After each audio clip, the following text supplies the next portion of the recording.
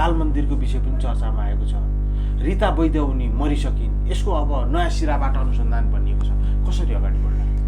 यो मुद्दाको सन्दर्भमा तत्कालीन समय जिल्ला सरकारी वकिल कार्यालयले मुद्दा नचल्ने भन्ने निर्णय गरेर तामेलीमा राखेको अवस्था हो। तर तथ्य र तथ्याङ्कले फेरि त्यहाँभित्र ठुलो अनियमितता भएको देखाउँछ। विगतमा अनुसन्धान भएको थिएन, अहिले अनुसन्धान हो। त्यो योभन्दा पहिलाको अवस्था हामी हेरौँ, तपाईँ के छ भनेपछि त्यो परिवार त सत्तामा थियो नि त। त्यो परिवार त नेपालको महत्त्वपूर्ण राजनीतिक परिवार हो नि त। त्यसले गर्दा के हुन्छ भनेपछि अब तपाईँले भने जस्तै, किनकि त्यो बेला इस्यु हामीले हेर्दाखेरि पनि कहीँ न कहीँ त्यो नीति नियम बरखिलाफ गरेर त्यो निर्णयहरू भएका छन् कि दबाव प्रभावमा मुद्दा त्यो हुन्छ। सरकारी वकिल कार्यालयले अगाडि बढाएन, त्यसलाई तामिलमा राख्यो भनेपछि पनि समस्या के हुन्छ भने यथास्थितिमा तपाईँ उठाउन सक्नुहुन्न। तर त्यस्ता जुन नीतिगत निर्णय बरखिलाफ गरेर तपाईँले गरेका कामहरू छन् नि, त्यसमा धेरै व्यक्ति, किनकि यो त फेरि समाजसँग जोडेको कुरा पनि त। यो त फेरि समाजसँग, राजनीतिसँग र तपाईँको धेरै यो समाज कल्याण होइन, यो बाल मन्दिर हो नि त, त्योसँग जोडेको कुरा भएकोले व्यक्तिहरूले समय यदि आफ्नो फेभरमा छैनन् भनेपछि आफूसँग भएको तथ्य पनि रोकेर राख्ने चलन छ कि नेपालमा, होइन? तत्कालीन समयमा हामीले गर्ने निकायप्रति विश्वास भने पनि कम भएपछि प्रमाण दिँदैन होइन। योभन्दा पहिला पनि हामीहरू हुँदाखेरि पनि हामीले त्यो नोटिस गर्यौँ कि अवस्था फेभरेबल छैन र अहिले पठाउँदाखेरि पनि के हुनेवाला छैन भनेपछि व्यक्तिसँग भएका इन्फर्मेसनहरू पनि रोकेर राख्ने चलन छ हाम्रो यहाँ। त्यसले गर्दाखेरि के छ, मलाई के लाग्छ भनेपछि यसमा यथेष्ट तथ्यहरू जुन खुलेका छन्, बाहिर आएका छैनन् ती कुराहरू कहीँ न कहीँ छन्। त्यसले गर्दाखेरि के छ, यथास्थितिमा त खोल्न मिल्दैन। योभन्दा पहिला पनि हामीले भनेको हो, त्यो हाम्रो मानिसको मुद्दाको अवस्थामा पनि होइन। र यदि यसमा नयाँ तथ्य नयाँ प्रमाण आउँछन् भनेपछि खोल्न मिल्छ, र खोल्न मिल्छ मात्रै खोल्नु पनि पर्छ यो। किनकि एउटा राम्रो के भइरहेछ भनेपछि योभन्दा पहिलाको तपाईँ जति पनि हेर्नुहोस्, राजनीतिक परिवारसँग जोडिएका, राजनीतिक शक्ति केन्द्रसँग जोडिएका या राजनीतिक स्वार्थसँग जोडिएका या तपाईँको पावरफुल राजनीतिज्ञहरूको निर्णयसँग जोडिएका कुराहरू दबाएका हुन् नि त। यी कुराहरू त दबाएका छन् नि त। त्यसले गर्दाखेरि बटाबट अहिले खोलिरहेछन्। सर अलिकति सर हेरौँ न, बृहस्पति विद्या सदनले सरकारी जग्गा बदनियतपूर्ण या दबाव प्रभाव या आफ्नो चाहिँ नि शक्तिको आडमा लियो भन्ने यदि आरोप लगाउने हो भनेदेखि उसले लिन्छ लिजमा, कौडीको भाउमा भनिन्छ, तथापि कौडीकै भाउ त होइन, केही पैसा त तिरेको छ। अनि उसले लिएको लिजमा लिएको जग्गा फेरि राई स्कुललाई उसले सब लिजमा फेरि बिक्री गरिरहेको छ। त्यही जग्गा राखेर फेरि नेपालको कानुन अनुसार स्थापित वाणिज्य बैङ्कहरूबाट ऋण लिएको छ। लिजमा लिएको सम्पत्ति त उसको बराबर होइन। अनि यहाँभित्र जस्तो शङ्कास्पद तरिकाले लामो अवधिका लागि फेरि लिजमा दिइन्छ। त्यो लिजको अवधि पुरा हुनुभन्दा कयौँ वर्ष अगाडि नै फेरि अझ 3 दशक 4 दशकका लागि एकैपटक फेरि लिजको अवधि थपिन्छ। यहाँ अनियमितता छ सादा आँखाले हेर्दाखेरि। तर पनि जिल्ला सरकारी वकिल कार्यालयले मुद्दा नचल्ने निर्णय गरेको यथार्थलाई जोड्ने हो भने कहीँ कतै त्यो वकिल कार्यालय पनि बदनामीको भारीले थिचिएको, निर्लज्ज रूपमा उभिएको थियो कि भन्ने आशंका बढाउँदैन? फेरि बढाउँछ नि। तपाईँको विश्वास बढाउने यसैले गर्दा हो कि किनकि भोलिको दिन यो फाइल खुलेर कुनै स्वार्थमा तपाईँको उसले चाहिँ मुद्दा तामिलीमा राखेको छ भनेपछि त जोडेर राखेको त उसलाई पनि त कारवाही गर्नु पर्यो नि त। हाम्रो यहाँ के भयो भनेपछि कर्मचारीहरूले गरेका बदमासीलाई एकपछि अर्को हामीले तपाईँ प्रश्रय दिएर जाँदाखेरि दण्डनीयता बढेको हो नि त। यो कर्मचारी तन्त्रमा बढेको त्यही हो नि त। किनकि ती कर्मचारीहरू अहिले सरकारी वकिलको कार्यालयको छोडौँ, जति पनि हाम्रो विभागहरू छन् नि, विभागमा त राजनीतिक स्वार्थ मान्छे गए, जे गरे पनि हुने, बदमासी गरे पनि हुने, छानबिनको बेलामा तथ्यसहित आउँदाखेरि पनि छानबिन नहुने कारण त्यही त हो। त्यसले गर्दाखेरि के हो भनेपछि केही नहुँदाखेरि ती कर्मचारीमा दण्डनीयता बढ्यो र जे गरे पनि हुने भयो। त्यसका इक्जाम्पल त धेरै छ नि त। अहिले होइन, यथास्थितिमा मुद्दा चलाउन सकिँदैन भनिरहँदा त्यो जिल्ला सरकारी वकिल कार्यालयको तत्कालीन समयको निर्णय नै बदनियतपूर्ण जस्तो शङ्कास्पद छ भने यथास्थितिमा पनि अगाडि बढ्ने पो हुन्छ कि होइन? अब यसबाट किन कानुनले त्यो भने तापनि यसमा के हुन्छ भनेपछि त्यो निर्णयलाई पनि च्यालेन्ज गर्नु पर्ने कसैले। अहिलेको अवस्थामा त एउटा त के हो भनेपछि यदि तपाईँसँग तथ्य नयाँ छन् भनेपछि तथ्य राखेर इन्भेस्टिगेसन फेरि गर्ने, फेरि खोल्ने, त्यसलाई एउटा कुरा त्यो भयो होइन। र अर्को कुरा तपाईँ के च्यालेन्ज गर्न सक्नुहुन्छ यसको लागि त हाम्रो युरा सफलहरू मलाई खुब मनपर्छ कि हाम्रो हाम्रो त्रिपाठी वकिल साहब हुनुहुन्छ दिनेश त्रिपाठी, यो राम्रो छ कि उनी भाषण गर्दा मलाई मनपर्छ त्रिपाठीजी। अरूले जे भनौँ यस्ता व्यक्तित्वको बारेमा आवाज उठाउनुहुन्छ, उहाँहरूले उठाउनु, किनकि उहाँहरू त फेरि कानुनका ज्ञाता हो दिनेश त्रिपाठीहरू होइन, उहाँहरूले उठाउनु पर्छ। युवराज सफल चाहिँ होइन है फेरि, होइन ऊ चाहिँ नभए तापनि, तर एउटा चिज हामी के बुझ्नुपर्छ भनेपछि युवराज सफल एकजना सामान्य मान्छेले जुन किसिमले कर्मचारी तन्त्रमा घन्टी बजाएका छन् नि त, त्यसलाई त हामीले तारिफ गर्नुपर्छ नि त, तारिफ गर्नुपर्छ कि युवराज सफललाई पनि होइन। किन सबभन्दा पहिलो मुद्दा उनको भइरहेको छ हो यस्ता घटनाहरू, हरेक घटनाहरूमा। त्यसले गर्दाखेरि के छ, यदि किनकि जस्तै अब न्यायाधीशहरूको हेरौँ न, अब न्यायाधीशहरूको पनि उनले गरेका फैसला सही हो गलत हो चित्त नबुझेर तपाईँको न्याय परिषदमा उजिरहेको त भइरहेछ नि त। न्याय परिषदले छानबिन पनि गरिरहेछ, कतिमा कारवाही पनि गरिरहेको छ, कतिमा के हुन्छ भनेपछि तपाईँ हामीले हेर्दाखेरि गल्ती गरेको देखिन्छ, तर छानबिन गर्दाखेरि गल्ती नभएको पनि हुनसक्छ। त्यसले गर्दा तपाईँले भन्नुभयो नि, यसमा हामीले हेर्दाखेरि त जुन किसिमको व्यतिथि भएको छ त्यहाँ त ठाडी देखिन्छ कि। ठाडी कस्तो देखिन्छ भनेपछि दबाव, व्यतिथिलाई दबाव प्रभाव गरेर दबाइएको छ नि त होइन। त्यसले गर्दाखेरि यसमा यदि गर्ने भने दुईवटा काम गर्नुपर्छ। एउटा काम के गर्नुपर्छ भनेपछि गलत नियतले दबाइएको छ भनेपछि जो दबाएको उसलाई पनि कारवाही गर्नु पर्यो होइन, त्यो पनि बढाउनु पर्छ, सरकारी वकिल कार्यालय गर्नु पर्यो। जसले दबाएको हो, जसले निर्णय उसलाई कारवाही गर्नु पर्यो, एउटा कुरा। र अर्को कुरा के हो भनेपछि यदि नयाँ तथ्य हुन्छ भने फेरि खोल्नु पर्यो। किनकि भन्नुहोस् त, सरकारी जग्गा लिज सबले दिएर ब्याङ्कमा राख्न पाइन्छ क्या सरकारी जग्गा? भन्नुहोस् त, जे गरे पनि हुन्छ भन्ने थियो कि त्यो बेला त, जे गरे पनि हुन्छ। र यस्ता घन्टी बजाउने टोली चाहिँ आउनन् भन्ने सोचेका थिए कि उनले त। उनका त घन्टी पहिला बजिरहेको थियो, उनले त आफ्नै घन्टी बजाइरहेको थियो सबै होइन, नेताहरू गएर घन्टी बजाइरहेको थियो, वरिपरि घुम्दै बजाइरहेको थियो। उनले के सोचेको थिएनन् कि यो नयाँ टोली आउँछ, घन्टी बजाउने टोली आउँछ भन्ने सोचेका थिएनन् कि। त्यसले गर्दा निर्णयकर्ताहरू जुन छन् या जिम्मेवार जुन व्यतिथि हुँदा भएको ठाउँमा जो जिम्मेवार छ उनलाई पनि कारवाही गर्नुपर्छ कि। र अहिलेसम्मका जुन यो व्यतिथिहरू छन् त्यो के हो भने दण्डहीनता हो कि यो। कारवाही हुँदैन, सत्तासँग नजिक छन्, शक्ति केन्द्रसँग नजिक छन्, कारवाही नहुँदाखेरि के भयो भनेपछि उसले पहिला एक चरणको गल्ती गर्यो र पछिल्लो चरणको गल्ती के हुन्छ भनेपछि दण्डहीनता बढ्ने भनेकै यही हो कि। उसले जे पाए त्यही गर्न थाल्यो उनीहरूले। दुष्टपूर्ण मनोविज्ञान, दुष्ट के अपराधी हो त्यो त तपाईँको। हामीहरू यो टोली गुन्डालाई डनसर भन्छ नि, बरु डनले त्यति ठुलो अपराध गरेका हुन्नन् जस्तो लाग्छ मलाई कि। तुलनात्मक रूपमा यिनी हुन् कर्मचारी तन्त्रमा बसेर डनगिरी गर्नेहरू यिनीहरू हुन् के। हुन त सर, गणेशमान सिंहलाई काङ्ग्रेससँगको आबद्धता छोडिदिने हो भनेदेखि नेपाली राजनीतिक क्रान्ति या त्यागका तब्काबाट विवेचना गर्ने हो भनेदेखि उनी केन्द्रमा छन्। जननेता त भनिएको छैन, लौह पुरुषका रूपमा उनलाई मानिन्छ। त्यो निष्ठाको पात्र को चाहिँ छोरी रीता वैद्य त्यसमा जोडिएको देखियो। फेरि तिनै रीता वैद्य अहिले मरिसके पछाडि फेरि यो अनुसन्धान सुरु हुने भयो। सम्भवतः मङ्सिर पुसमा उनको देहान्त भइसकेको अवस्था छ। यसले उनको मृत्यु भइसकेको र अहिले अनुसन्धान अगाडि बढेको अवस्थाले कहीँ कतै प्रभाव पार्छ? होइन, यसमा के हुन्छ भनेपछि एउटा इक्जाम्पल लिउँ हामीहरू के। एउटा के हुन्छ भनेपछि अपराधले के हुन्छ, एक्लो त होइन, एक्लो होइन नि त। यहाँ त के छ भने त्यो एउटा सङ्गठन हो, एउटा अर्गनाइजेसन हो नि त बाल मन्दिर त। उहाँ चाहिँ बाल मन्दिरको सभापति हो या अध्यक्ष हो, जेमा पनि। त्यसले गर्दा त्यहाँ निर्णय गर्ने पनि समूहहरू छन् र त्यसका बेनिफिसियरहरू पनि त्यही छँदैछन्। घर बनाएर बसेका छन्, कम्प्लेक्स बनाएर बसेका छन्, बेनिफिसियर पनि त्यहाँ छन् होइन। र अर्को के हुन्छ भनेपछि ठिक छ, भोलि दिन अदालतले तोकेको सजायबाट उहाँले उन्मुक्ति पाउनु होला, तर यदि त्यो पैसा यदि त्यहाँबाट लिएको जुन पैसाको बेनिफिट छ नि, अब लिनुभएको छ म भन्दैन अहिले पनि, अपराध पुष्टि भएको अपराध लिएको कहीँ हो, आर्थिक पनि कहीँ इन्भल्भ भएर परिवारमा गएको देख्यो भने परिवारले त्यो दायित्व त बोक्नुपर्छ नि त फेरि।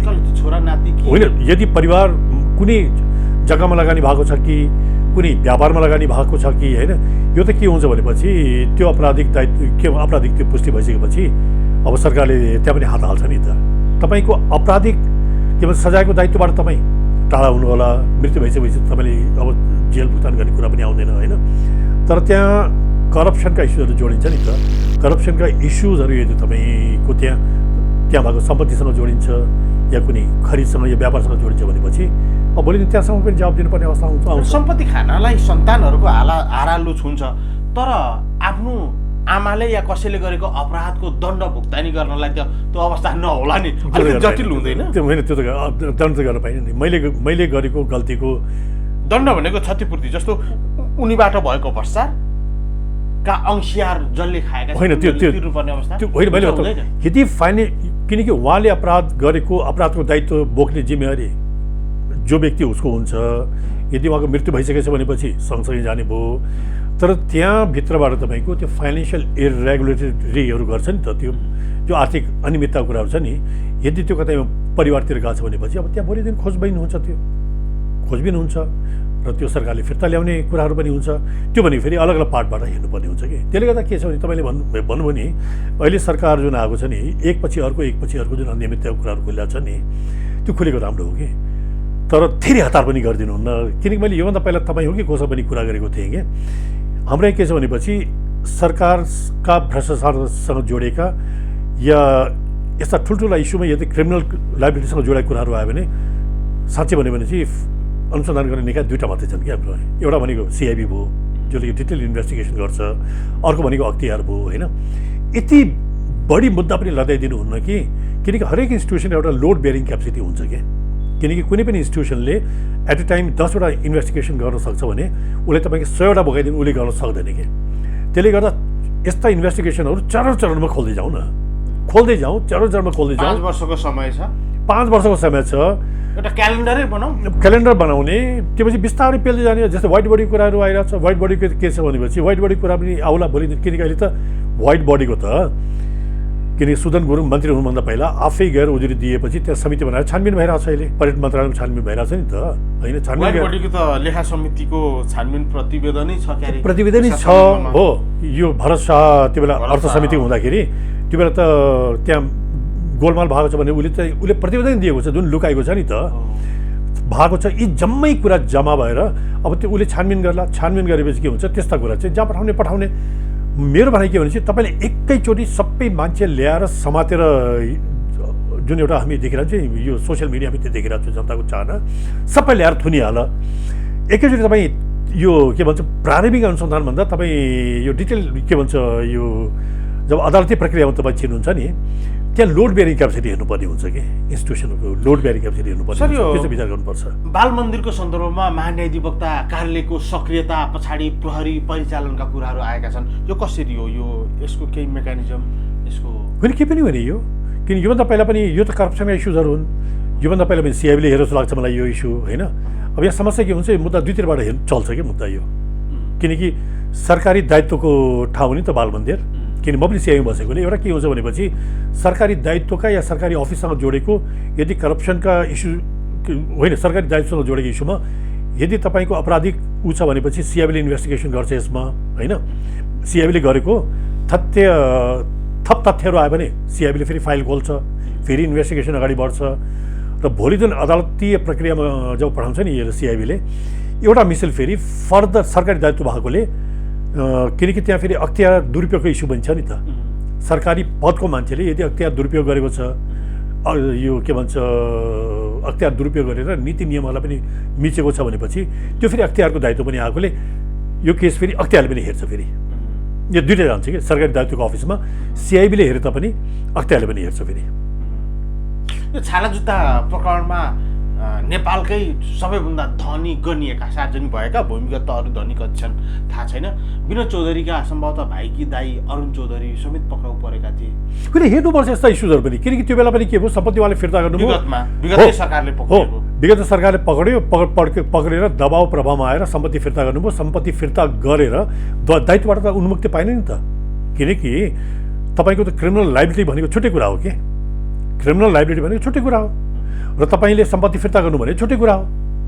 सम्पत्ति योभन्दा पहिला उसमा पनि भएको छ नि यो कुरा, त बालुवाटारमा पनि त जग्गा हो, बालुवाटारमै तपाईँको सम्पत्ति यदि के भन्छ जग्गा यदि तपाईँ झुक्किएर कुनै प्रपर्टी लिनुभयो भने चाहिँ एउटा कुरा भयो, तपाईँ प्रमाणित हुनु पर्यो नि त। प्रमाणित हो, तपाईँको नियत खराब थिएन, तपाईँ झुक्किनु भयो या तपाईँलाई जानकारी भएन भने तपाईँ एउटा कुरा भयो।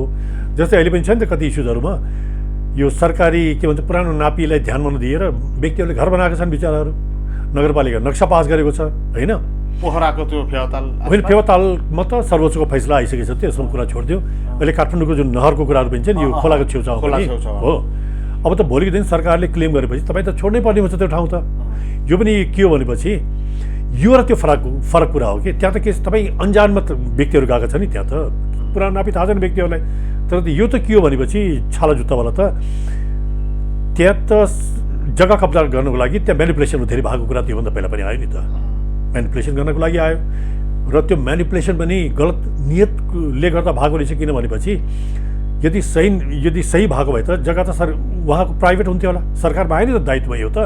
त्यसले गर्दाखेरि यदि थप तथ्यहरू छन् भने त्यो पनि खोल्नु पऱ्यो फेरि, बाँकी चाहिँ राख्नु। मेरो भनाइ के भने तपाईँले यस्तै किसिमले उन्मुक्ति दिँदै गयो भने के हुन्छ भनेपछि दण्डहीनता, जुन मैले तपाईँलाई अघि भने त्यही कर्मचारी तन्त्रमा दण्डहीनताको कुराहरू आउला, या तपाईँको जसले गलत काम गरेको छ तिनमा दण्डहीनताको कुरा भनेको यही हो कि तपाईँले जहाँ कानुनबाट गर्नुपर्ने निर्क्युलमा तपाईँले मुलाहिजा गर्न थाल्नुहुन्छ दण्डहीनताले निम्ताउँछ कि। दण्डहीनता भनेको निर्णय गर्ने मान्छेमा पनि दण्डहीनता आउँछ। जसले बदमासी गरेको त्यो सम्पत्ति फिर्ता गरेर उन्मुक्ति पाउँछ भने चाहिँ उसले फेरि अर्को ठाउँको जग्गा कब्जा गर्छ, उसले गर्छ नि त। 15-20 वर्ष उसले फाइदा लिन्छ र भोलि दिन फेरि कुरा उठ्न थाल्यो भने फेरि जग्गा फिर्ता गर्यो र त्यो क्रिमिनल लाइबिलिटीबाट तपाईँ छुटकारा पाउनुहुन्छ। फेरि यसले के हुन्छ, तपाईँ दण्डहीनता बढाउँछ यस्ता कुराहरूले। फेरि यसो पनि भनिन्छ यो सरकारले साँच्चै प्रशंसायोग्य काम त गर्यो, तर राज्य सञ्चालन भनेको हुकुम र आदेशमा होइन, विधि, संविधान, कानुन, कार्यविधिले हो। अर्थात् जे हुन्छ निश्चित विधि अन्तर्गत हुन्छ, एउटा व्यक्तिको आदेशमा होइन। विधिको शासन स्थापित नगरेसम्म सुशासन स्थायी हुँदैन। जसले सुशासनलाई स्थायी नबनाएर अस्थायी बनाउँछ र व्यक्तिवादी शासन थाल्छ, उसले अराजकता पनि सँगसँगै लिएर गएको हुन्छ। त्यसले भोलिका दिनमा देशलाई हितभन्दा पनि अहित गर्छ पनि भनिन्छ। हो, अहित पनि हुन्छ। एउटा के हुन्छ भनेपछि जस्तै कुनै पनि मुद्दाको बारेमा मानव अख्तियारको कुरा गरौँ न मेरो, किनकि अस्ति गृहमन्त्रीजी गएर फाइल खोल्ने भने के हो मलाई पनि थाहा भएन यो। किनकि अस्ति अख्तियारमा गएर पनि उहाँले फाइल खोल्ने कुरा गर्नुभयो नि त। फाइल खोल्ने भनेको हो के त, मलाई थाहा छैन यो फाइल खोल्ने भनेको के हुन्छ भनेपछि हरेक इन्स्टिट्युसनमा ठुल्ठुला मुद्दाहरू दबेर बसेका छन् कि कति कुरा तपाईँको दबाउले, प्रभावले, विभिन्न स्वार्थले ती मुद्दाहरू कानुन विपरीत छन्। ती कानुन विपरीत हुन् र कहिले कहिले के हुन्छ भनेपछि इन्स्टिट्युसनले अगाडि बढाउन खोज्दाखेरि पनि दबाउ प्रभावले दबेका हुन्छन् होइन। त्यसले गर्दा के हो तपाईँको ती इन्स्टिट्युसनहरूलाई बोलाएर तपाईँले सोध्यो भने पनि र जनताले कल गर्यो भने पनि जनताहरूलाई पनि थाहा छ कि अख्तियारमा कुन मुद्दा दबाएको छ, जनतालाई पनि थाहा छ। सिआइबीमा कुन मुद्दा गएको छ, कुन कालखण्डमा गएर कुन मुद्दा अगाडि बढेर मलाई चाहिँ धेरै थाहा छ त्यो कुराहरू पनि कि। त्यसले गर्दाखेरि यी इन्स्टिट्युसनहरूलाई बोलाएर दबाउ प्रभावमा कुन मुद्दाहरू दबाइयो, कुन स्वार्थमा दबाइयो, त्यो सोधेर तपाईँले चाहिँ फलाना गर भन्नुभन्दा पनि त्यसलाई प्राथमिकतामा आधार बढाउनुको लागि त्यो इन्स्टिट्युसनलाई जिम्मेवार बनाऊ कि, न कि अख्तियारभन्दा अगाडि प्रधानमन्त्री देखिने र सिआइबीभन्दा अगाडि गृहमन्त्री देखिने तपाईँ गर्नुहुन्न। के हुन्छ भनेपछि ती मुद्दाहरू चलाउने प्रक्रियाहरू हुन्छन्, ती मुद्दाहरू इन्भेस्टिगेसन गर्ने तरिकाहरू हुन्छन्, त्यो पछि कानुन पनि छ होइन। त्यसका लागि विभिन्न इन्स्टिट्युसनहरू पनि जोडिन्छन्, त्यसका एउटा प्रक्रिया छ कि त्यो प्रक्रियाको बारेमा सम्बन्धित इन्स्टिट्युसन बाहेक पोलिटिसियनहरूले त्यो बुझ्दैन कि त्यो कुराहरू। उनलाई त सजिलो के लाग्छ भने चाहिँ फाइल खोल्ने बढाउने, त्यो होइन कि। त्यसले गर्दाखेरि के हुन्छ, तपाईँ यदि ती इन्स्टिट्युसनहरूलाई व्यक्ति समात्न दबाब दिनुहुन्छ भने उसले समातिन्छ।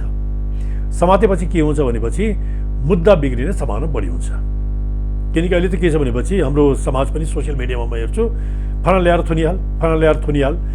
जनताले मैले धेरै ठाउँ भनेको छु, जनताको यदि तपाईँले सोसियल मिडियामा गएर हेर्नुहुन्छ, जनताको आकाङ्क्षा तपाईँ हेर्नुहुन्छ भनेपछि उनीहरूको आकाङ्क्षा अपेक्षा कानुन र संविधानभन्दा बाहिर हुन्छ कि।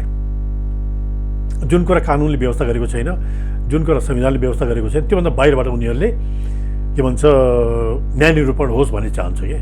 त्यसले गर्दाखेरि के भनेपछि यी इन्स्टिट्युसनहरूलाई थाहा छ नि त, उनको लिमिटेसनहरू छ, लिमिटेसन्सहरू पनि त हुन्छ नि त। अहिले सिम्पली के गर्नु पर्दैन, मैले धेरैचोटि भनेको छु, सरकार प्रमुख र सम्बन्धित मन्त्रालयको मन्त्री पछाडि उभिएको मात्रै तपाईँले फिल गराइदियो भने ठुल्ठुला मुद्दाहरू खुल्छन् कि। तपाईँले गएर फाइल खोल भन्नै पर्दैन, तपाईँको खुल्छ।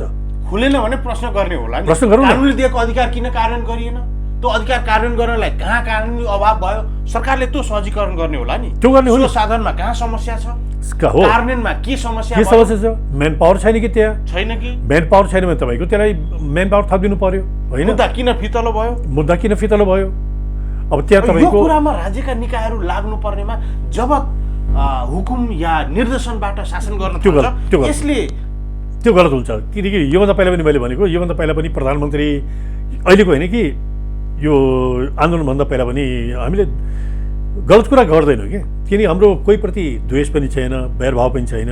योभन्दा पहिला पनि मैले भनेको प्रधानमन्त्रीले भने मलाई याद छ के भन्छ प्रचण्ड हुनु त्यही हो होइन मैले फाइल खोल्न भनिसकेँ प्रधानमन्त्रीले भन्ने हो र फाइल खोल्न मैले बयान गर्न भनिसकेँ प्रधानमन्त्रीले भन्ने हो र बयान गर्न गृहमन्त्रीले होइन मैले पक्राउ गर्न भनिसकेँ उसले भन्ने हो र पक्राउ गर्न कानुनले पक्राउ गर्न दिन्छ कि दिन्न कि अहिले पक्राउ गर्ने अवस्था आछ कि छैन कि प्राथमिक चरणमा छ कि होइन मैले बयान गर्न भनिसकेँ मैले छोड्न भनिसकेँ उनले छोड्न भन्ने हो र प्रचण्ड र रविको हिजोको रवैया यो सरकारमा कति समान देखिन्छ हो यो इमेच्योरिटी हो कि यो किनकि उहाँहरूले पनि यो पब्लिक कन्जम्सनको लागि भन्छन् कि पब्लिकलाई खुसी गर्नुको लागि मैले तपाईँलाई भने नि पब्लिकलाई तपाईँ खुसी गर्न सक्नुहुन्न पब्लिकका कति आकाङ्क्षा अपेक्षाहरू हुन्छन् त्यो त के हो भनेपछि न्याय निरूपणबाट खुसी गर्ने हो कि भोलिको दिन अनुसन्धान राम्ररी बढ्यो ती मान्छेले सजाय पायो सरकारी सम्पत्ति फिर्ता आयो होइन यदि कुनै उसले गरेका बदमासीहरू तपाईँको निमेटानु हो जनता भोलिको दिन खुसी हुन्छ तपाईँ इमिडिएटली मान्छे तपाईँले समात्नु भयो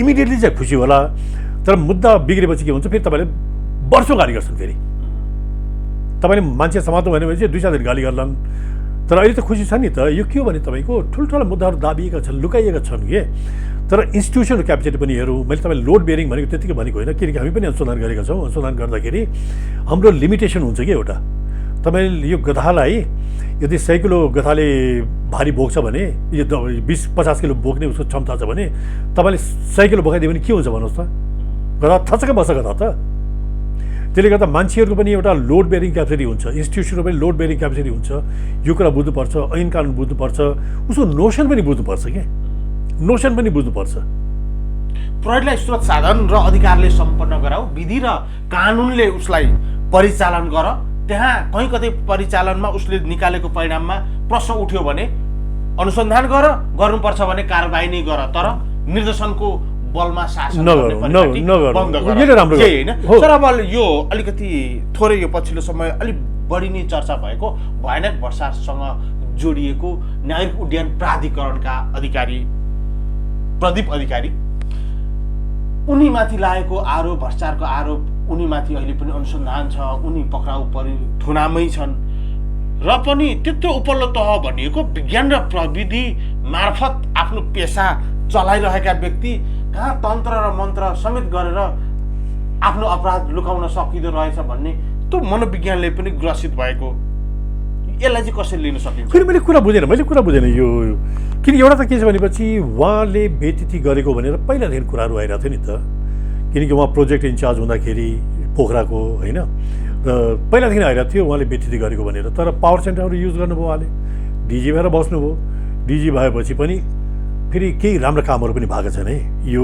धेरैले बुझेका छैनन् यो प्राधिकरणभित्र मैले प्राधिकरणभित्र र हवाई क्षेत्रमा काम गर्ने मान्छेहरूसँग सोद्धाखेरि पनि उनले राम्रो कुरा पनि इम्प्लिमेन्ट गरेका छन् त्यो एउटा भयो तर अर्को जुन यो जुन बदमासीको जुन उहाँको नेचर छ नि त्यो संरक्षण पाउन सकेको त्यो खोल्दै गयो किनकि हेलीको पनि कुरा आयो नि त हेलीको कुराहरू आयो करप्सनका इस्युज आएर छन् एउटा मुद्दा हो र एकपछि अर्को मुद्दाहरू पनि खोलिरहेको छन् त्यसले गर्दा त्यो हेर्न जरुरी छ तर तपाईँले भनेको कुरा चाहिँ रमाइलो मैले एउटा ट्विट पनि गरेको थिएँ कि तपाईँले भनेको कुरा मैले ट्विट गरेको 8 दिन पहिला होला ट्विट गरेको होइन उहाँको न्युज आएपछि 8 दिन भयो 10 दिन भयो कि बढी भयो मैले हाम्रो आइजिपीहरूको सम्झेँ कि यो नाम चाहिँ म लिन चाहन्न होइन किनकि उहाँको मैले हेरेँ एउटा के भयो भनेपछि एउटा नपत्याउने गुन्डालाई 2 करोड लिएर धम्काउने मैले त्यो बुझ्न सकेन कि आइजिपीले होइन यो प्रदीप अधिकारीले एकजना गुन्डालाई 2 करोड दिएर धम्काउने सम्मान गर्नुभएको थियो नि त थुप्रैलाई यो लगाएको हो धम्काउन लगाएको प्रमुख लगायतकाहरूलाई हो 2 करोड रुपियाँ जुन दिनुभयो मैले बुझ्न सकेन यो 2 करोड रुपियाँ दिने हैसियत पाउने हैसियत मान्छे हो कि होइन र त्यो मान्छे भोलि दिन समातिन्छ त्यो पनि नबुझेको मान्छे किनकि उनी त फेरि प्राविधिक मान्छे हो नि त इन्जिनियर हुनुहुने के रहेछ त्यो पनि एउटा नबुझ्न सक्यो अर्को चाहिँ उहाँले जुन तन्त्र मन्त्र छ नि ज्योतिषहरू राखेर त्यो भिडियो हेरेपछि मलाई पुरानो सम्झना आयो कि यो सम्झना के आयो भनेपछि यो हाम्रो 2 जना आइजिपी यो के भन्छ आइजिपीको कन्टेन्डर हुनुहुन्थ्यो कि एकजना आइजिपी भएपछि अर्कोले उहाँलाई नष्ट गर्नुको लागि एउटा बाल्टी बाबा भन्ने ल्याउनु भएको थियो त्यो बेला काठमाडौँमा विदेशबाट इन्डियाबाट बाल्टी बाबा किनकि त्यो ल्याउने चाहिँ आफू आइजिपी हुन नपाउनेले नपाउनेले ल्याएर तन्त्र मन्त्रबाट अर्को आइजिपीलाई खत्तम गर्नुको जो आइजिपी भइसकेको छ उसलाई खत्तम गर्नुको लागि बाल्टी बाबा भन्ने इन्डियाबाट ल्याउनु भएको थियो उनले पशुपतिको मसानमा गरेको र फोनका कन्भर्सेन्सहरू मैले सुनेको छु कि त्यो बेला, किनकि त्यो बाबाले भन्छ पनि हमारा इंडिया में सोनिया गांधी से बात हो गया है और यता पनि मेरो तन्त्र मन्त्र चल्दैछ, करिब करिब यस्तै किसिमको कम्युनिकेसन थियो कि मैले सुनेको थिएँ। त्यसले त मलाई हाँस उठ्यो। मैले यही कुरा चाहिँ राखेको छु कि त्यसमा मेरो ट्विटरमै छ। हाम्रो आइजिपीले पनि गरेका थिए है, एउटा आइजिपीलाई मारेर आफू सत्ता लिनुको लागि बाल्टी बाबा भन्नेलाई इन्डियाबाट लिएर आएको थिएँ भन्ने मैले लेखेको थिएँ कि। त्यो अनुसन्धानमा पनि आएको होइन, अनुसन्धानमा आएन। त्यो बेला एउटा टेलिफोन ट्यापिङको ठुलो एपिसोड भएको छ कि, धेरै सम्झना छैन होला। त्यो बेला म लागु सम्झना थिएँ, डिएसपी थिएँ होइन। टेलिफोन ट्यापिङको त्यो बेला प्रज्वल शमशेर चिफ थियो आर्मीको होइन। टेलिफोन ट्यापिङको ठुलो एपिसोड छ कि त्यहाँ, किनकि त्यहाँ गिर्जा लगायतको पोलिटिकल पार्टी यो नेताहरूको पनि टेलिफोन टेपिङ भएको छ कि, एउटा ठुलो एपिसोड छ एउटा एपिसोड छ एउटा। अब त्यो कता कता जोडिएको छ त्यो तारहरू के भएको छ त्यो, त्यसको कुरा अहिले नगरौँ होइन। त्यो कहिले पछि त्यो पनि कुनै अनुसन्धानको विषय हुन सक्ने होइन, त्यो अनुसन्धान हुनुपर्ने, तर त्यो दबाइयो, त्यो कुरा त्यो दबाइयो र त्यसले रेकर्डबाट मर्यो होला र होला नि कहीँ कतै त होइन। रेकर्डमा अब होइन कहाँ फेला पर्ने, त्यो रेकर्ड त जाँदै जान्छ। तर त्यो टेप गरेका जुन कन्भर्स यो कुरा गरेका हुन्छ नि, मैले पनि केही सुनेको छु कि त्यसमध्ये मैले सौभाग्य पाएँ मैले सुन्ने। त्यो सौभाग्य किन पाएँ भने चाहिँ पुलिस भएकोले पुलिसको सुन्ने पाइयो नि त। त्यो पछि त्यसमा यो बाल्टी बाबाले गरेको कुराहरू, इंदिरा गांधी के भन्छ सोनिया गांधी से बात हो गया है, अब वो जाएगा और इधर हमारा तंत्र मंत्र पूरा हो रहा है, यसलाई चाहिँ सफा हुन्छ। अब तेरो दुश्मन भनौँ या तेरो जागिर खाइदिने आइजिपी अब मर्छ भनेर त्यो गरेको पनि मलाई सम्झना छ कि। त्यसले गर्दा त्यही सम्झेँ कि मैले यति वर्ष अहिलेको जमानामा पनि त्यस्ता कुरामा विश्वास गर्ने मान्छेहरू भन्नुहोस् त। अब विभागीय प्रमुख छन्, अब हाम्रो आइजिपीको लाइनमा हुने मान्छेहरूले यो कुरा उ गर्छन् भने समाज कहाँ छ होला भन्नुहोस् त। सर एउटा कुरा तपाईँलाई त झन् थाहा नहुने कुरा भएन, सशस्त्र प्रहरीका डिआइजी रहेका रञ्जन कुमार कोइराला के मैले थाहा बिर्सेँ, गीता उनको श्रीमतीको नाम, टिस्टुङको जङ्गलमा लगेर आफ्नो श्रीमती मारे। त्यत्रो प्रहरी स्वयं प्रहरी अनुसन्धानमा अलिकति सर्वसाधारण भन्दा त अब्बलै हुन्छ नि, पेसै त्यो क्षेत्रको भइसक्दाखेरि पनि अपराधीले कहीँ न कहीँ आफ्नो उचित छोडेकै चुक्छ। एउटा भने जस्तै यो प्रदीपले जुन उ गरे नि, अपराधिक 2 करोड रुपियाँ कसैलाई सुपारी या पैसा गुन्डालाई दिएर अनि यता धम्क्याएर मुद्दा मेरो डिस्मिस हुन्छ भन्ने मनोविज्ञान पाल्नु एउटा कुरो नि। 2 करोड भनेको त त्यसै पनि एउटा भ्रष्टाचारको त अङ्क हुँदै हो। क्षतिपूर्ति या तपाईँको जरिवाना तिर्नेलाई पुग्ने पैसा त्यहाँ किन खर्च गरे, त्यहाँमाथि अर्को कहाँ तन्त्र र मन्त्रमा किन लागे भनेर त यो अपराधीहरूको मनोविज्ञान यस तहको भ्रष्ट या अलिकति ऊ जस्तो ट्र्याक छोडेर गएको हुन्छ। यो सब ट्र्याक छोड्नुभन्दा पनि तपाईँको यो आपराधिक मनोवृत्ति मान्छेमा देखियो कि, किनकि के छ भने तपाईँको आपराधिक मनोवृत्ति हरेक उसमा हुन्छ नै होइन। धेरै जसो दाबेर बसेको हुन्छ कि, कतिको के हुन्छ भनेपछि त्यस्तो मनोवृत्ति हावी पनि भइदिन्छ कि व्यक्तिहरूमा, उसले दबाउन सक्दैन, हावी हुन्छ। अब उहाँको त्यही हो नि त, यदि एउटा डिजी जस्तो मान्छेले सरकारी निकायका प्रमुखहरूलाई पैसा दिएर धम्काउन छ त्यो त अपराधिक ऊ हो नि त। त्यहाँमाथि धम्काएर मुद्दा बन्द हुन्छ भन्ने पनि हो, त्यो अपराधिक हो त्यो। र त्यसमा पछि पनि त्यो एउटा हुन्छ नि, त्यो तन्त्रिक लगाएर त्यो चक्कु हानेको देखेँ मैले कि एउटा पुतलीलाई, त्यो गरेर यो जम्मै अपराधिक मनोवृत्तिका मान्छेहरू हुन् कि यिनीहरू। किनकि के हुन्छ हरेकमा हुन्छ अपराधिक मनोवृत्ति, तपाईँ पनि छ ममा पनि छ, तर हामीले त्यो सुस्वस्थता दबाएर राखेका छौँ कि हामीहरूले। तर उहाँहरूले दबाएर राख्न सक्नु भएन, त्यो चाहिँ हावी भइदियो। उहाँहरूको अवस्थामा त्यो लाग्छ मलाई त। मान्छे हरेक मान्छे अपराधी स्वत पनि हुन्छ होइन, स्वत हुँदैन। के हुन्छ मैले हरेक अंश चाहिँ हुन्छ अपराधिक मनोवृत्ति त हरेकमा हुन्छ नि त। किनकि तपाईँलाई कुनै मान्छेलाई गोदो लाग्छ नि त, यसलाई ठटाइहाल्नु जस्तो लाग्छ नि, तर तपाईँले त्यो कुरा दबाएर राख्नुहुन्छ नि। कतिले के हुन्छ दबाएर राख्न सक्दैन कि त्यो कुराहरू, त्यो हावी भइदिन्छ कि त्यो हरेकमा हुन्छ। उसको पाटन कृष्ण मन्दिरको घटना जुन नेपाली थरका एक युवाले 2 नेङमाङ दाजुभाइको हत्या गरे नि, यसमा त मनोविज्ञान हो। त्यो हो एउटा चिज के हो तपाईँको, एक चिज हामीले के बुझ्नुपर्छ भने चाहिँ यसलाई अलिकति फरक उसले पनि हेरौँ कि हाम्रो समाज कतातिर गइरहेको छ त्यसलाई पनि हेरौँ होइन। त्यो तपाईँले बुझ्नु सजिलो होला। मैले धेरैचोटि भने कि हाम्रो समाजमा अनुशासन चाहिँ हराएर गएको छ कि। अनुशासन सरकारले मात्रै लागू गर्न सक्दैन, ऐन नियमले मात्रै लागू हुँदैन कि। हाम्रो समाजले पनि धेरै हदसम्म अनुशासनलाई कायम गर्छ, समाजले गर्छ कि अनुशासनलाई कायम गर्छ। तर यो समस्या के भइदियो भनेपछि मान्छेले कुरा गर्दैन। म चाहिँ यो द्वन्द्वकाललाई भन्छु कि द्वन्द्वकालमा जुन गाउँमा समाज कायम गर्ने आफ्नै तबका थियो कि, गर्थे नि त। केही सानोतिनो झगडा भयो भने पञ्चायती गर्ने, दण्ड गर्ने जरिवाना गर्ने हामी सानो हुँदाखेरि पनि देखेको थियौँ कि हाम्रो तराईतिर अझ बढी हुन्छ एकदम बढी थियो पञ्चायती भन्थ्यो नि हो पञ्चायती गर्ने पञ्चायती भन्ने चलन रहेछ हो अब यहाँ के भइदियो भनेपछि अहिले पनि छ तराईमा होइन छ तर त्यो अवस्था अहिले मान्दैनन् जुन पहिला मान्थे गाउँका भद्र बलादमीहरू उनले गरेका निर्णयहरू मान्थे सबले मान्थे त्यति भद्र भलादमी आफै अपराधी छ भने उनीहरूले मुक्ति पाउँदो रहेछ सानालाई चाहिँ फेरि होइन दण्डित पनि गरिदियो रहेछ। सबैले त्यसमा नराखौँ मेरो भनाइ कि सबैले त्यसमा नराखौँ केही त्यसमा अपराधी मनोवृत्तिका पनि होलान् केहीले गलत निर्णय पनि गरेका होलान् तर होलसोल तपाईँको गलत निर्णय गर्ने थिएनन् होलसोल हामीले हेर्ने भनेपछि मेरो भनाइ के भनेपछि यस्ता समाजलाई नियन्त्रित गर्ने र समाजलाई चाहिँ अनुशासनमा डराउने समाजै थियो कि तर माओवादी द्वन्द्वकालमा के भइदियो भनेपछि यो सामन्तको नाममा उसको नाममा यो फेब्रिकहरू जम्मै भत्काउने काम भयो कि भत्काउने काम भएपछि तपाईँ द्वन्द्वकालपछि जब हामीहरू गणतन्त्रमा आयो नि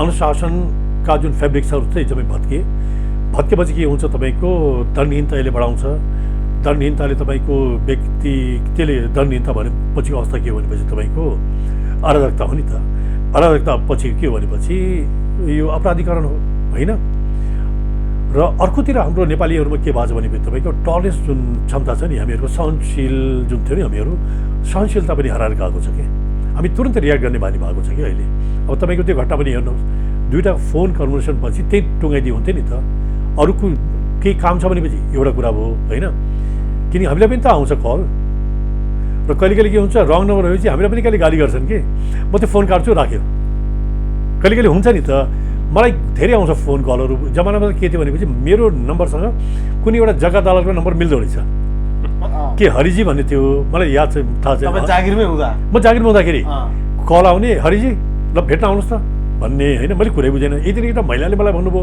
ल भेट्न आउनुहोस् भन्नुभयो होइन त्यो चाहिँ मैले सोधेँ कहाँ भेट्न आउने त्यो जग्गा देखाउनु कुरा गर्नु भएको थियो नि भन्यो कि हरिजी नाम लिने गर्ने होइन मैले म त्यो हरिजी होइन त्यो राम्रै नम्बर हेर्नुहोस् न भनेपछि बुझ्नुहुन्थ्यो कि उहाँहरूले र कतिले म आफ्नै परिचय पनि दिन्थेँ यो फलानु मेरो नम्बर हो तपाईँले गलत नम्बर कल गर्नुभयो होइन यो के भनेपछि त अराजकता हो कि जुन छ नि के भन्छ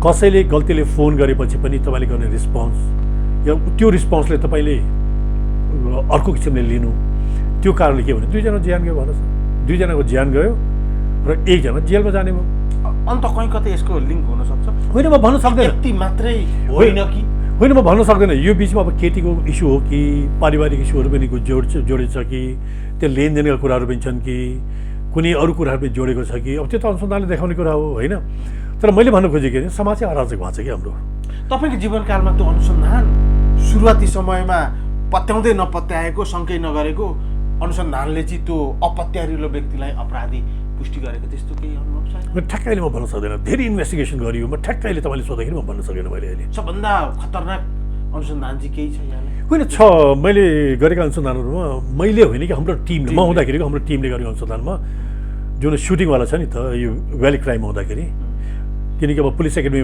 पनि बोलाउँदाखेरि जेलमा सुटिङ होइन जेलमा होइन जुन तपाईँको म गएपछि दुईवटा गोली हानेर मान्छे मारेको छन् कि एउटा चाहिँ एक्जाइट भेटियो मारेको छ एउटा चाचान भन्ने व्यापारी मारेको छन् तर त्यो इन्भेस्टिगेसन गर्दै जाँदाखेरि त्यो समूहले 8-10 वर्षदेखि मान्छेलाई मार्दै लुट्दै गरेको रहेछ कि त्यो चाहिँ पत्ता लगाएको र सबै अपराधहरू एउटा ठाउँमा जोडेको घटना चाहिँ सबभन्दा राम्रो लाग्छ कि मलाई छन् त्यस्ता धेरै छन् त्यस्ता अनुभवहरू सर दिनेश अधिकारी चरीलाई पुलिस इन्काउन्टरमा उनी मारिएका थिए के थियो उनको सम्बन्ध मुद्दा के थियो? होइन मलाई थाहा छैन यो मलाई थाहा छैन दिनेशको अब डन त्यसबेला डन त उनी डनै मेरो म हुँदाखेरिको घटना होइन मभन्दा पहिलाको घटना हो त्यो होइन मलाई थाहा छैन त्यो घटनाको बारेमा त्यति अब डन भनिन्थ्यो गुन्डागर्दी म इन्भल्भ थियो भनिन्थ्यो गुन्डागर्दी पनि कुन ठाउँ गुन्डागर्दी थियो होइन कसले अपराध गरेको थियो त्यो मलाई थाहा छैन कि यहाँ त समस्या के छ भनेपछि हरेकलाई डन बनाएको छन् त्यसको कसरी डन बन्छन् कसरी डन बनाइन्छ त्यस केही गर्नु पर्दैन तपाईँले दीपक मनागेको इन्टरभ्यू हेरेर पुग्छ कि दीपक मनागेको इन्टरभ्यू हेरेर पुग्छ कसरी डन बनाइन्छन् भनेर मैले तपाईँसँग अस्ति कुरा पनि गरेको थिएँ नि उसको के भन्छ यो के छ नि यो नर्थ कोरियाको किम जोङ भन्नुहोस् न हिजोसम्म नचुनेको किम जोङ आज राष्ट्रिय व्यक्तित्व भएको छ किम जोङ त्यसले गर्दा के छ भनेपछि गुन्डागर्दीमा पुलिसले हात हाल्दाखेरि विचार गर्नुपर्छ कि कहीँ तपाईँले व्यक्तिको हाइट बढाइदिइराख्नु भएको छ कि एउटा कुरो सानो मान्छेलाई तपाईँले प्रमोट गरिदिइराख्नु भएको छ कि होइन यो गुन्डागर्दी स्वभावमा केही युवाहरूलाई त्यसमा प्रोत्साहित हुने त्यस्ता कर्महरूमा र अर्कोतर्फ भनेको कसैले चाहिँ गुन्डा साथमा लिएर आफ्नो राजनीतिक या अन्य अभिष्ट पुरा गर्ने मनोविज्ञान बोक्ने यो दुईटै समाजको लागि के घातक घातक त हो। तर मेरो भनाइ के भनेपछि तपाईँले किल्ला ठोक्दाखेरि कुन हतौडाले किल्ला ठोक्ने त्यो पनि भर गर्नुपर्छ नि त। त्यो त विचार गर्नु पर्यो नि तपाईँले किल्ला यदि टेबलमा ठोक्दै हुनुहुन्छ भने तपाईँले हतौडाले ठोक्ने घरले ठोक्ने भन्नुहोस् त। घरले ठोकेपछि के हुन्छ भने तपाईँको त्यो टेबलै भाँचिन्छ कि त्यो चाहिँ विचार गर्नुपर्छ।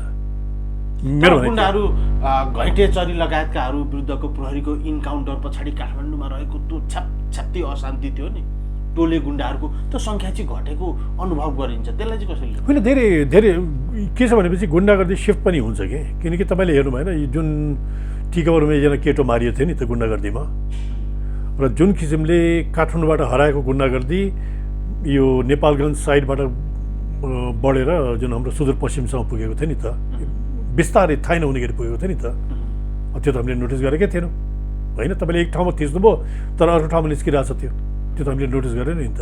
त्यसले गर्दाखेरि के भनेपछि यसलाई नियन्त्रण गर्ने पनि तरिकाहरू छन् कि र मेरो सिम्पली भनाइ के भनेपछि जुन चिज तपाईँले हतौडाले ठोकेर ठिक पार्न सक्छ त्यसले घन्टा हान्नु कि त्यसमा हतौडा युज गर्नु हतौडा पर्याप्त छ कि तपाईँले क्या प्रमोट गरिदिइराख्नु भएको छ कि त्यो मान्छेको झन् तपाईँले हिम्मत बढाइदिइराख्नु भएको छ कि उसलाई सेलिब्रेटी पो बनाइदिइराख्नु भएको छ कि र तपाईँले पटक पटक पटक पटक यदि सार्वजनिक अपराध लाउँदै भित्र चेर्दै उ गर्दै भित्र ल्याउँदै गरेपछि त्यो व्यक्ति पनि केही पनि हुँदैन कि उसलाई फेरि भोलि दिन उसले डरै रहन्न कि र उसको शक्तिको बल नै त्यही हुन्छ गुन्डाको नाममा जेल जाने निस्किने त्यसैबाट समाज आतंकित हुने र उसले त्यहीबाट धन्दा सञ्चालन गर्ने हो। यो मैले त्यही भनेको तपाईँको त्यो हतौडाले ठोक्ने चिजलाई चाहिँ तपाईँले घर ल्याइदिनु हुँदैन त्यति मात्रै मेरो भनाइ हो कि। अब यो अहिले पछिल्लो समय पूर्व प्रधानमन्त्री शेरबहादुर देउवा र तत्कालीन भनौँ या जेनजी आन्दोलन ताका कि परराष्ट्र मन्त्री आर्जु राणा विरुद्ध सम्पत्ति शुद्धिकरणको अनुसन्धानको विषय छ यसलाई कसरी कुनै त पोजिटिभली लिनुपर्छ नि त हामीहरूले किनकि योभन्दा पहिला पनि हेरौँ न हामीहरूले खास गरी यो यत्रो आन्दोलन भयो नि हुन त नहुने कुराहरू पनि भए 24 गतिको त नहुने कुरा छ नि त कति कुराहरू त होइन। तर यो लिएर आउनमा त्यो बेला जुन पार्टीका जुन माथिल्लो तहमा बसेका व्यक्तिहरूबाट आक्रोशित थिए नि त जनता त्यसको परिणाम हो होइन। र अहिले उहाँले कमाएको सम्पत्तिमा अनुसन्धान भयो प्रारम्भिक अनुसन्धान भयो प्रारम्भिक पछि अनुसन्धानले आफ्नो बाटो लिन थालेपछि उहाँहरूले खोजेपछि उहाँहरू नेपाल बाहिर हुनुहुन्छ उहाँहरू होइन। अनि पुलिसले जिल्ला अदालत काठमाडौँको पक्राउ पुर्जी बोकेर कहाँसम्म पुगेर शेरबहादुर दम्पतिलाई पक्रिन सक्ने होइन। अब यो यसको वैधता कुन शरत छ होइन यो पक्राउ पुर्जीको वैधता भनेको नेपालभित्र मात्रै हो होइन। अब उनी विदेशमा छन् अब त्यो पक्राउ पुर्जीको अर्थ के अर्थ रहँदैन। तर फेरि एउटा के हुन्छ भनेपछि अब हामी कमजोर देश भएकोले हाम्रो पक्राउ पुर्जी बाहिर जारी गर्दैन बाहिर पनि लागू हुँदैन।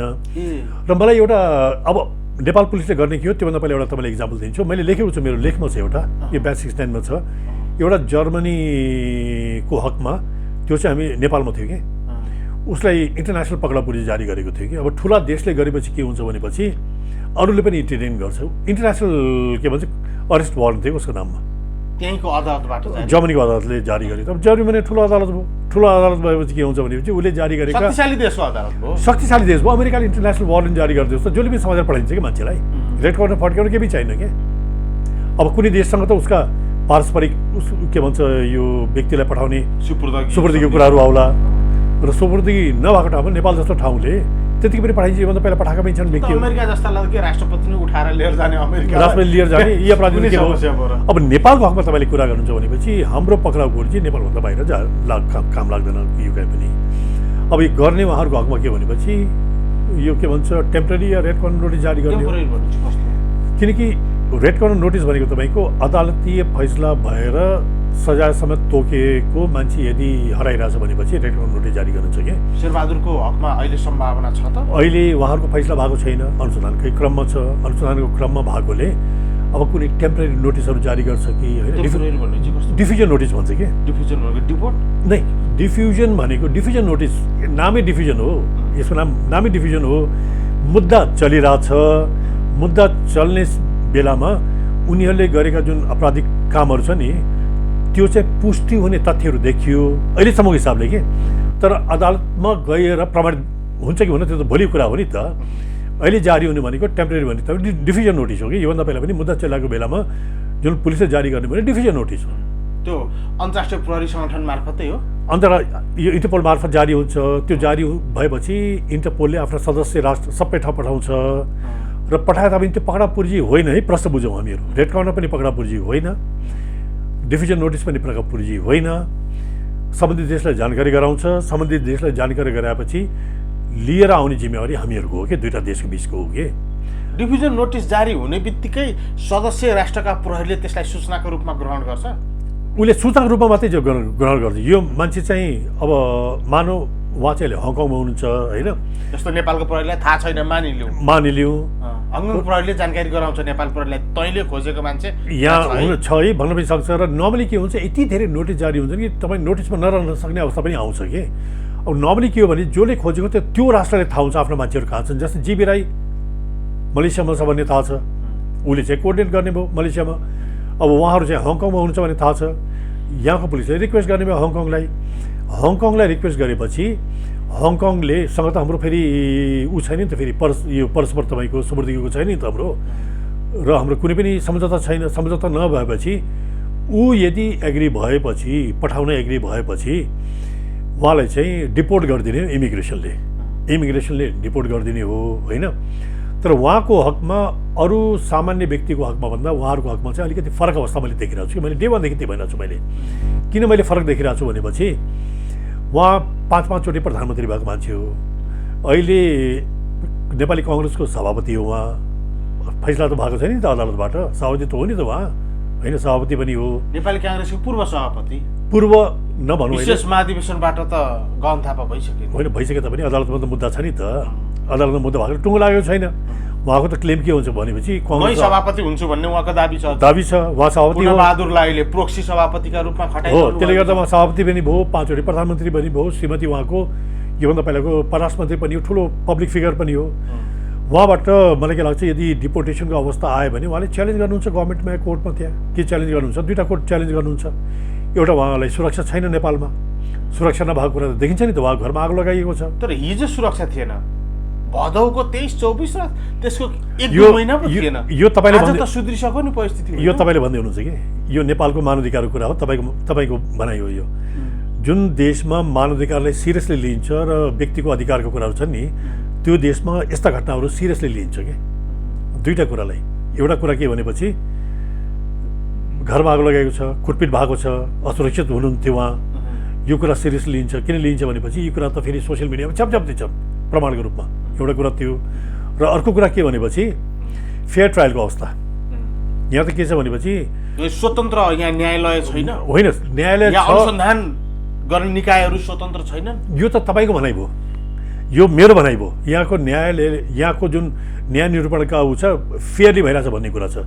तर उहाँले च्यालेन्ज किन गर्नुहुन्छ भनेपछि मैले कति यो हामीले त्यतिकै भनेका छैनौँ कि जस्तै गृहमन्त्रीजीको यो सोसियल मिडियामा आउँथ्यो नि, यसले सन्देश राम्रो दिनु कि आयो गोर्खे या गोर्खाली भन्दै उहाँको गुड मर्निङ भनेपछि 10जना समात्ने होइन।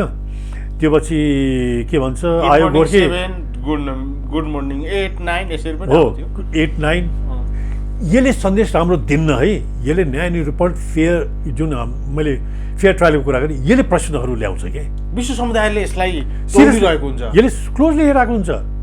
किनकि मैले कहाँ इक्जाम्पल पनि दिएँ त तपाईँको, इन्डियाले जब अबु सलेमको, तपाईँले थाहा होला, अबु सलेम भनेको दाउद इब्राहिम ग्याङको मान्छे, ऊ पोर्तुगलमा लुकेको थाहा भयो। पोर्तुगल र इन्डियाको बिचमा तपाईँको परस्पर के भन्छ सुपुर्दगीको सन्धि छ र इन्डियाले माग्दाखेरि उसले कन्डिसनल सुपुर्दगी गरेको छ के कन्डिसन लगाएर सुपुर्दगी गरे थाहा छ? उसले जम्मै कुराहरू हेऱ्यो, इन्डियन गभर्मेन्टले फेयर ट्रायलको एस्योरेन्स गर्यो र उसले के थप्यो थाहा छ, शर्त के राख्यो थाहा छ? मृत्युदण्ड दिन पाइने है राख्यो कि उसले। र इन्डियन गभर्मेन्टले अबु सलेमलाई त्यहाँबाट ल्याउँदाखेरि फेयर ट्रायल र तपाईँको मृत्युदण्ड नदिने शर्तमा लिएर आउँछ कि। त्यसले गर्दा तपाईँ हाम्रो यहाँ तपाईँले एक किसिमले सोच्नुहुन्छ, मैले एक किसिमले सोध्छु होइन। तर जुन देशमा ह्युमन राइटका इस्युजहरूलाई सिरियसली लिन्छ, व्यक्तिगत राइटका इस्युलाई सिरियसली लिन्छ, त्यहाँ इसेन्सियल कुरा सिरियसली हेरिन्छ कि। त्यसले गर्दा उहाँले दुईवटा कुरा चाहिँ च्यालेन्ज गर्नुहुन्छ होला जस्तो लाग्छ मलाई। नेपाल भन्दा कम त होइन रहेछ इन्डिया, तथापि नेपालको पनि त्यो अन्तर्राष्ट्रिय छवि चाहिँ त्यति धुमिल रहेछ। मानव अधिकार, स्वतन्त्र न्यायालय, स्वतन्त्र सरकारी अनुसन्धान गर्ने अङ्ग निकायहरूप्रतिको दृष्टिकोण त्यति शङ्कास्पद रहेछ। होइन, मलाई शङ्का नलाग्ला, तपाईँले शङ्का नलाग्ला, तर मैले भने यस्ता जुन सर्टन एक्टिभिटिजहरू छन् नि, ती एक्टिभिटिजहरूले त्यो कुरालाई पुष्टि बल पुग्छ कि। जस्तो अहिले युपीको भन्नुहोस् त, युपीमा तपाईँले केही गुन्डागर्दी गर्नुभयो या तपाईँले केही अपराध गर्नुभयो, महिला सम्बन्धी अपराध गर्नुभयो, तपाईँले समात्ने पनि, तपाईँ घर पनि भत्काइदिने कि, त्यो गर्न पाइन्छ क्या भन्नुहोस् त? त्यो न्याय हो कहीँ? त्यो न्याय होइन नि त्यो त। त्यसले गर्दाखेरि के छ भनेपछि यस्ता जुन तपाईँले गरेका जुन काम कारवाहीहरू छन् नि, त्यसले यी कुराहरूमा प्रश्न चिन्ह खडा गर्छ कि। जुन गुड मर्निङको कुरा गर्नुभयो, आयो गोर्खे कुरा गर्यो तपाईँले, र अर्को के भन्नुभयो, कुनै के 9 भन्नुभयो होइन, 7, 9, 8 यो यसले राम्रो सन्देश दिन। हाम्रो भनाइ के भने कसैको हामीले नराम्रो भने खोजेको होइन कि। हाम्रो त के हो भनेपछि गृह मन्त्रालय राम्रो होस्, अहिलेको मन्त्रीमण्डल राम्रो होस्, किन हामीले त अपेक्षा पनि छ नि त अहिलेको मन्त्रीमण्डल राम्रो गर्ला। युवाहरू आएका छन्, पढे लेखेका मान्छे आएका छन्, र मलाई त हिजो बडा खुसी पनि लाग्यो। सानो के भन्छ उमेरको एकजना उपसभामुख भएको देख्दाखेरि मलाई बडा खुसी लाग्यो कि, जसको बाउ के गरेर खाँदै रहेछ हो, 2 बिघा कसको जग्गा बटैया गरिरहेछ, 2 धेरमा घर छ, 2 कट्ठा जग्गाको ओनर छ बाउ चाहिँ लेबरी काम गर्छ साउदीमा। आमालाई उपसभामुख भन्ने के हो आमालाई थाहा छैन। छोरी ठुलो मान्छे हुँदैछ, तर के ठुलो मान्छे हुँदैछ त्यो थाहा छैन आमालाई। यो त राम्रो हो नि त। यस्ता मार्जिनलाइज कम्युनिटीबाट जुन मान्छे, मलाई चाहिँ बडा खुसी लाग्यो कि। त्यसले गर्दाखेरि के हो भने चाहिँ अहिलेको जुन एउटा तबका नेपाली समुदाय जो छ, हिजो हालिमुहाली गरेको जात समुदाय सम्प्रदाय शक्ति एउटा विरासत बोकेको समुदाय छ, अहिले त्यस्ता पात्रहरू आएकोमा असन्तुष्ट छन्। बिल्कुल असन्तुष्ट हुनुहुन्न किनकि यस्ताले कसरी चलाउँछ, हामी जस्ता बस्नुपर्ने भन्ने खालको त्यो मनोविज्ञान छ त। यथार्थ चाहिँ तपाईँले भने जस्तो पनि हो, किनभने देश त हरेक नेपालीको हो नि त। मलाई अपनत्व त दिनु पर्यो नि। खुसी लाग्यो किनकि मैले अहिले हेरेँ अर्थमन्त्रीले एकपछि अर्को जुन गरिराख्नु भएको छ होइन। अब कतिको सफल हुन्छ, कति सफल हुनु, राम्रै गर्नु होला। र एज ए होल मैले भने नि जनताले के खोजिरहेको छ, हतार खोजिरहेको छैन कि। जनताले न्याय खोजिरहेछ, जनताले सिस्टम खोजिरहेछ। किनकि योभन्दा पहिला पनि हामीले भने नि आन्दोलन जुन भयो नि नेपालमा यत्रो ठुलो, पहिलो प्राथमिकता के थियो? करप्सन हो नि त। तर करप्सनको मतलब यो होइन कि अफिसमा गएर फाइल खोल्ने होइन नि त। फाइललाई तपाईँले कसरी निरूपण गर्ने, त्यसलाई तिनलाई लगेर कसरी ज्याक्ने र जुन लुटेका छन् त्यो कसरी तपाईँले वसुल गर्ने, त्यो हो नि त। त्यसका लागि के छ भनेपछि सिस्टमहरू छन् कि, त्यसको लागि ऐन कानुनहरू छन्, नियमहरू छन्, त्यसलाई फलो गर्नु नि। त्यसलाई छैन भने बनाऊ। इन्स्टिट्युसनहरू क्याप्चर छैन भने क्याप्चर थपौँ, रिसोर्सेस छैन भने रिसोर्सेस थप्नु, कानुनको अभाव छ भने निर्माण गरौँ। त्यो पछि अब पुलिसहरू के हुन्छ भनेपछि कहीँबाट व्यक्ति लिएर आउनु पर्यो भने राजनीतिक तहमा नपुऱ्याउँ इस्युजहरू। सकेसम्म मैले भने चाहिँ तपाईँको एउटा चिज तपाईँ के बुझ्नुहोस् भनेपछि शक्तिको दुरुपयोग छ भने दण्डित गर। र एउटा कुरा तपाईँ बुझ्नुहोस् कि योभन्दा पहिला पनि जुन यो जीवी राईको हकमा पनि मैले भनेको थिएँ कि जब विदेशमा गएर अपराधीहरू लुकेका हुन्छन् नि, त्यसलाई लिएर आउने भनेको तपाईँको पुलिस टु पुलिस कोअपरेसन हो कि। पुलिस टु पुलिस कोअपरेसन भयो भने के हुन्छ, व्यक्ति सजिलोसँग आउँछ। जब तपाईँले त्यो इस्युलाई पोलिटिकल तहमा पुऱ्याउनुहुन्छ नि, त्यो पछि ल्याउनु मान्छे मुस्किल हुन्छ, ल्याउन फेरि सजिलो हुँदैन है। जीवी राई र देउवा दम्पति पक्राउ गर्नलाई नेपाल सरकारलाई के चाहिँ समान प्रकारको होइन फरक छ है, असहजता छ? असहजता छ। मैले देउबाजीको मैले 2टा कुरा तपाईँलाई प्रश्न गरेँ। एउटा के भने चाहिँ फेयर ट्रायलको उहाँले क्वेसन गर्नुहुन्छ, हेर्नुहोस् भोलिको दिन। अर्कोमा सुरक्षा इस्यु उठाउनुहुन्छ होला उहाँहरूले, र 2टामा उहाँले काहीँ न काहीँ उहाँलाई फाइदा पनि हुन्छ होला 2टा इस्युमा, मलाई लाग्छ है। नहोस् नहोला त्यो छुट्टै कुरा हो, त्यो 2टा कुराहरू चाहिँ आउँछ होला उहाँको। र जीवी राईको हकमा मैले 2-3वटा कुरा प्रश्न भनेको छ कि, किनकि सुरुको अनुसन्धानमा राजनीतिक हावी हुँदाखेरिको समस्या हो यो, त्यो बेला एउटा होइन। र अर्को मैले तपाईँले भने यो मैले पवन कार्कीको इक्जाम्पल पटक दिने कारण त्यही हो कि त्यो देशको कानुनले के भन्छ हामीले त्यो पनि बुझ्नुपर्ने हुन्छ कि।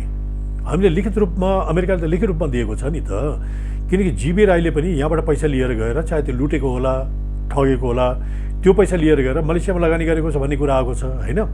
यदि मलेसियामा लगानी गरेको छ भनेपछि लगानी गरेको व्यक्तिलाई र त्यहाँ तपाईँको थायी रूपमा बस्ने त्यो स्वीकृति दिएको व्यक्तिलाई भोलि दिन तपाईँ लिएर आउन खोज्नुहुन्छ भनेपछि त्यहाँको कानुनले के भन्छ? अमेरिकन कानुन मैले भने मलेसियामा त्यही छ जस्तो लाग्छ मलाई।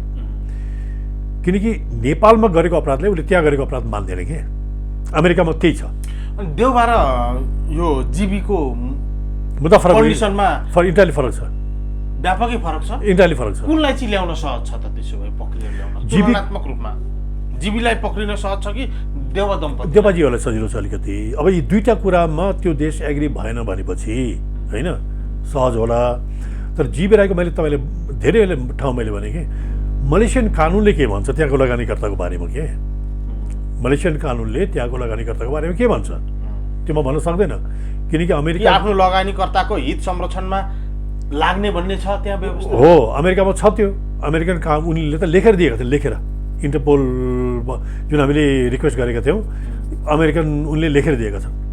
तेरो मान्छेले लुटेर ल्याएको भए पनि मेरो देशमा लगानी गरेको छ, मेरो देशको लागि हित भएको छ, यसर्थ हामीले उसलाई कारबाही गर्न मिल्दैन। होइन आपराधिक दायित्व नेपालमा गरेको अपराधलाई हामीले चाहिँ अमेरिकामा गरेको अपराध मान्दैनौँ भनेर उसले प्रश्न लेखेर दिएको छ कि अब त्यो उसको पैसा उनले त्यहाँ व्यवसायमै लगाएछ, व्यवसायमा लगाएका छन्। अब के भने अहिले उनी आनन्दले बसिरहेको बसेको अब के भने तपाईँको त्यहाँको कानुनले त्यस्तो छ भनेपछि उनले के गर्छन् भन्नुहोस् अमेरिकाले के गर्ने उनीहरूले? सर उनी त्यस पछाडि आए गए भने नेपालको प्रहरी संगठन या समाज छ नि त, थाहा हुन्छ, समाज छ त, थाहा हुन्छ, घन्टी बज्छ टिङ टिङ उनले पासपोर्ट लिएर अमेरिकन पासपोर्ट लिएर नेपालको अध्यागमनबाट इमिग्रेसनले भन्नु पऱ्यो नि त, त्यो इमिग्रेसनले भन्नु पऱ्यो, त्यो नाम परिवर्तन गरेका छन् कि त्यहाँ होइन त्यो त इमिग्रेसनले भन्नु पऱ्यो। केही नोटिस गर्ने त्यस्तो वैज्ञानिक विधि छ? त्यस्तो छैन। अब इमिग्रेसनले तत्कालै तपाईँको प्रहरीमा जाओस् यो मान्छे जस्तो मैले जोड्न मात्रै चाहेको अपराध गरेर विदेशमा भागिरहेको छ या स्वदेशमै कहीँ लुकेको छ भने कहीँ कतै उसको बारेमा इन्ट्री हुँदाखेरि रेकर्डमा आउँदाखेरि यो मान्छे अपराधिक ऊ है भन्ने कुरा ठ्याक्कै पत्ता लाग्ने त्यस्तो केही छ? एयरपोर्टमा गर्छ नि त, एयरपोर्टमा छ त सिस्टम। एयरपोर्टमा यदि उसले नामै फेरेर आयो के भइदियो भने एउटा कुरा भयो होइन, किनकि एयरपोर्टमा जुन छ नि तपाईँको बिचबिचमा व्यक्तिहरू समातिन्छ नि या बिचबिचमा जाँदाखेरि समातिन्छ नि, त्यो त के भनेपछि पुलिसले या सम्बन्धित निकायले चाहिँ जानकारी गराएको हुन्छ कि त्यो त्यहाँ उ गर्दाखेरि आइहाल्छ त्यो व्यक्ति खोजिरहेको छ फलानले भन्ने आउँछ पनि। सर यो अहिले नेपाल सरकारले जे जसरी यो सम्पत्ति शुद्धिकरण कालोधन खोजी सम्बन्धी कुराहरूलाई चर्चामा ल्याएको छ यो प्रशंसा योग्य पनि हो र यति मात्र होइन कि स्वदेशमा रहेको कालोधन या सम्पत्ति शुद्धिकरणको छानबिन अनुसन्धान गर्ने मात्र होइन विदेशमा रहेको विदेशको पनि त्यो स्विजरल्यान्डकै बैङ्कमा रहेको समेत अनुसन्धान गर्ने र अपराधमा संलग्नलाई दण्डित गर्ने र त्यस्तो सम्पत्ति जफत गरी नेपाल ल्याउने र यसले नेपालको चाहिँ विकासमा ठुलो योगदान पुर्याउने छ व्यापार घाटालाई पनि भन्ने एउटा विवेचना छ। यो सम्भावना यसका विधि प्रक्रियाहरू के हुन्छन्? गृहमन्त्रीले स्विस राजदूतसँग भेटेका तस्बिरहरू पनि सार्वजनिक गरेर यसलाई पुष्टि गर्ने या आफ्नो सक्रियता देखाउने प्रयास गरेको पनि देखियो। यसको विधि प्रक्रिया सहजता असहजता प्रतिकूलता अनुकूलता नेपालका लागि के छ?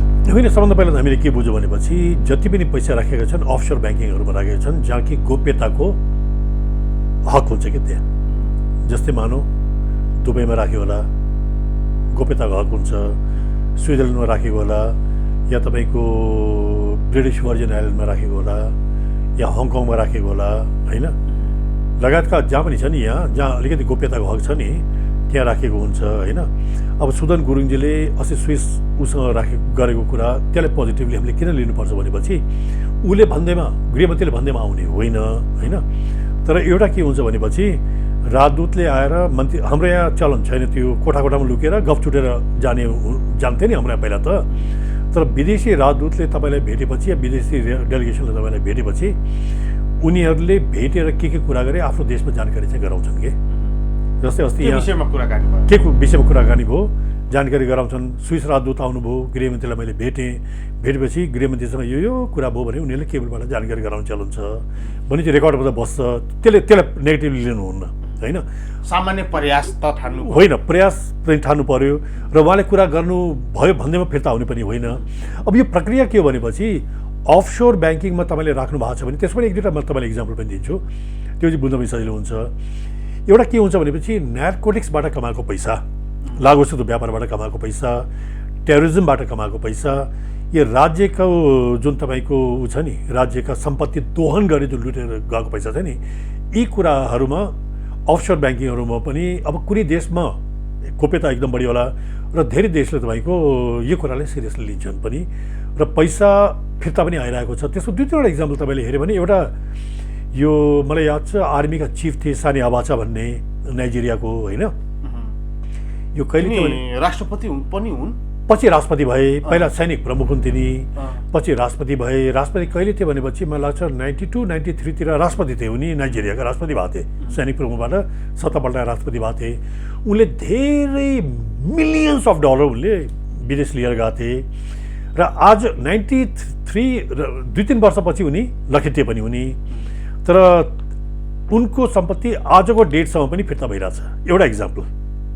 विभिन्न देशबाट कि स्विजरल्यान्ड विभिन्न देशहरूबाट पैसा फिर्ता भइरहेछ उनको त्यो तपाईँले के गर्नु पर्दैन तपाईँले गुगल गरेपछि थाहा हुन्छ एउटा त्यो भयो अर्को मैले नाम बिर्सेँ कुन चाहिँ देश हो नामिबिया होइन अर्को कुनै देश हो वेस्ट अफ्रिका नै कुनै कन्ट्री छ त्यहाँको पनि राष्ट्रपतिका परिवारले लुकाएको र उनको खास गरी छोरी बढी इन्भल्भ थियो कि उसका पैसा पनि फिर्ता भइरहेछन् क्या त्यसले गर्दाखेरि लुट एयरलाइन्स छ नि त्यो त होइन एउटा ठुलो एयरलाइन्स छ नि कुन देशको होइन इथियोपिया होइन तपाईँले भनेको इथियोपिया होइन मेरो दिमागमा आइरहेको छैन किनकि त्यो उहाँको छोरीको अनुहार मेरो नाम अनुहारमा आइरहेको छ कि मेनली इन्भल्भमेन्ट चाहिँ छोरीको थियो कि त्यो बेला छोरीको मार्फत धेरै पैसाहरू बाहिर गएको छन् बाहिर कम्पनीहरू खोलेर कमाएको देखाएर के गरेर दुनियाँ गरेको थियो नि अहिले त्यो कुरा चाहिँ प्रमाणितहरू भए ती पैसा पनि फिर्ता आइरहेको छ धेरै देशका यसरी लुकाइएका पैसाहरू फिर्ता पनि आएका छन् कि अब यो आजको भोलि आउला या तपाईँको 1 वर्षमा आउला या सरकारले 5 वर्षभित्र लिएर आउला त्यो चाहिँ सोच्नुहुन्न सानी आवाजमा कुरा गर्नु तर इमानदारीतापूर्वक प्रयास थाल्यो भने असम्भव रहेनछ भन्ने यो प्रमाण हो मैले भनेको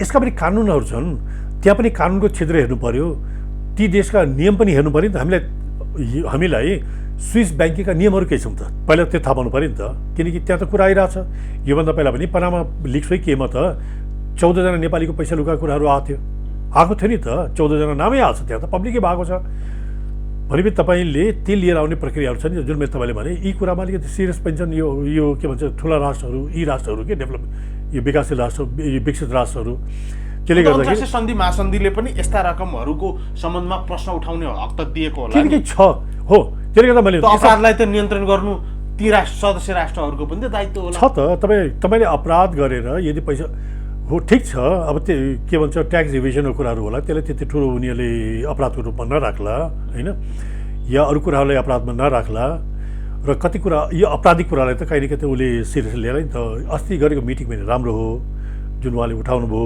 एउटा चर्चामा पनि आयो होइन तर अब प्रक्रिया को हो र यसको फोकल मिनिस्ट्री को हो रिक्वेस्ट गर्ने भनेको राष्ट्र ब्याङ्कले गर्ने हो कि होइन या तपाईँको त्यो एफआइयु छ उसले अगाडि बढाउने हो कि या पुलिसले पनि इन्भल्भ हुने हो कि या अख्तियारले गर्ने हो कि परराष्ट्र हो कि या सबैको एउटा चाहिँ हो त्यसले गर्दा युनिटबाट गर्ने हो कि यदि एउटाले लिड लिए तापनि मेजर इन्भेस्टिगेसन गर्ने निकाय एउटा हुनु पऱ्यो नि त किनकि इन्भेस्टिगेसन गर्दाखेरि पत्ता लगाउने त फेरि अर्कै पार्ट हो नि त फेरि परराष्ट्रले त कम्युनिकेट गर्ला तर परराष्ट्रलाई इन्भेस्टिगेटिभ कुराहरू थाहा नहोला तर नीतिगत कुरा थाहा हुनसक्ला नि त या राष्ट्र ब्याङ्कलाई थाहा होला नीतिगत कुराहरू थाहा होला तर उसलाई इन्भेस्टिगेसन विदेशी राष्ट्रसँगको सम्बन्धको आधार परराष्ट्र मन्त्रालय भएको हुनाले माध्यम होला कि के भन्छ राष्ट्र ब्याङ्कले गर्ने हो कि ब्याङ्क टु ब्याङ्क गर्ने हो भनेपछि त्यसले गर्दा यो बढाउनु पनि पर्छ कि यो बढाउनु किन पर्छ भनेपछि योभन्दा पहिला बिचरा लास्ट इयर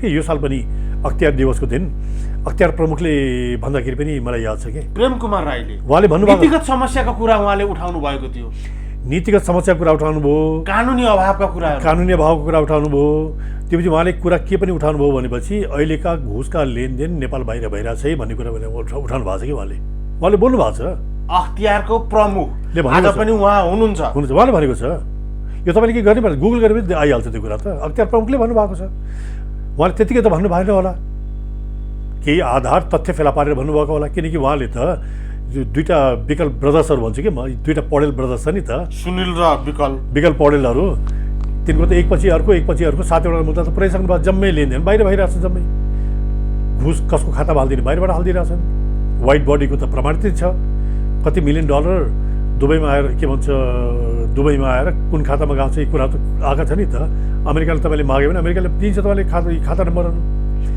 त्यसले गर्दा के छ भनेपछि यी कुरा चाहिँ बढाउनु पर्छ कि अगाडि यी बढायो भने मात्रै पनि एउटा सन्देश जान्छ कि सरकारले यो अनुसन्धानका लागि थालनी गरेको त सुनिन्छ तर कानुनी अभाव के छ त्यसलाई साँच्चै निष्कर्षमा पुर्याउनको लागि कानुन निर्माणका लागि के कमी छ, के अभाव छ? भनेका हामीले जो सही गरेका विदेशी ऊ छ नि त हाम्रो के भन्छ यो के भन्छ कालो धन सम्बन्धी जुन इस्युजहरू छ नि, त्यस यो के भन्छ एउटा ऊ छ नि त यो के भन्छ अहिले हामीलाई ब्ल्याक लिस्टमा राखिरहेको छ नि त यो ट्रान्सप्यारेन्सी इन्टरनेसनल ट्रान्सपेरेन्सी ब्ल्याक हामीलाई ग्रे लिस्टमा राखिरहेको छ नि उसमा यो ग्रे लिस्टमा छ नि हाम्रो के भन्छ यो मनी लन्ड्रिङ सम्बन्धी लगायतका इस्युजहरूमा हो। अब यदि यहाँ कुनै बाधाहरू आइरहेछ र त्यो पुरा गर्नको लागि यदि बाहिर जुन लेनदेनहरू भइरहेछ त्यसलाई पत्ता लगाउनको लागि या त्यसमा अनुसन्धान गर्नको लागि कुनै कानुनले बाधा दिइरहेछ कि, यदि कुनै कानुनहरू चाहिरहेछ कि, थप प्रविधिहरू चाहिरहेछ कि, स्रोत साधन छैन हो साधनको कुरा भयो। र अर्को के हुन्छ भनेपछि त्यो जुन हामीले सही गरेका छौँ नि जुन के भन्छ यो अन्तर्राष्ट्रिय सन्धि सम्झौता नेपाल पक्ष राष्ट्र भयो हो र त्यसलाई चाहिँ हामीले अधिकारका रूपमा हो त्यसलाई के भन्छ रेप्लिकेट भइरहेको छ नि कि हाम्रो कानुनमा त्यसमा उल्लेख भएको कुराहरू होइन रेप्लिकेट गर्नुपर्ने। त्यसको इक्जाम्पल त हाम्रो लागु औषध नियन्त्रण ऐन हो नि त। लागु औषध नियन्त्रण ऐन भनेको तपाईँको ठ्याक्कै 1988 कन्भेन्सनकै कपी हो त्यो होइन।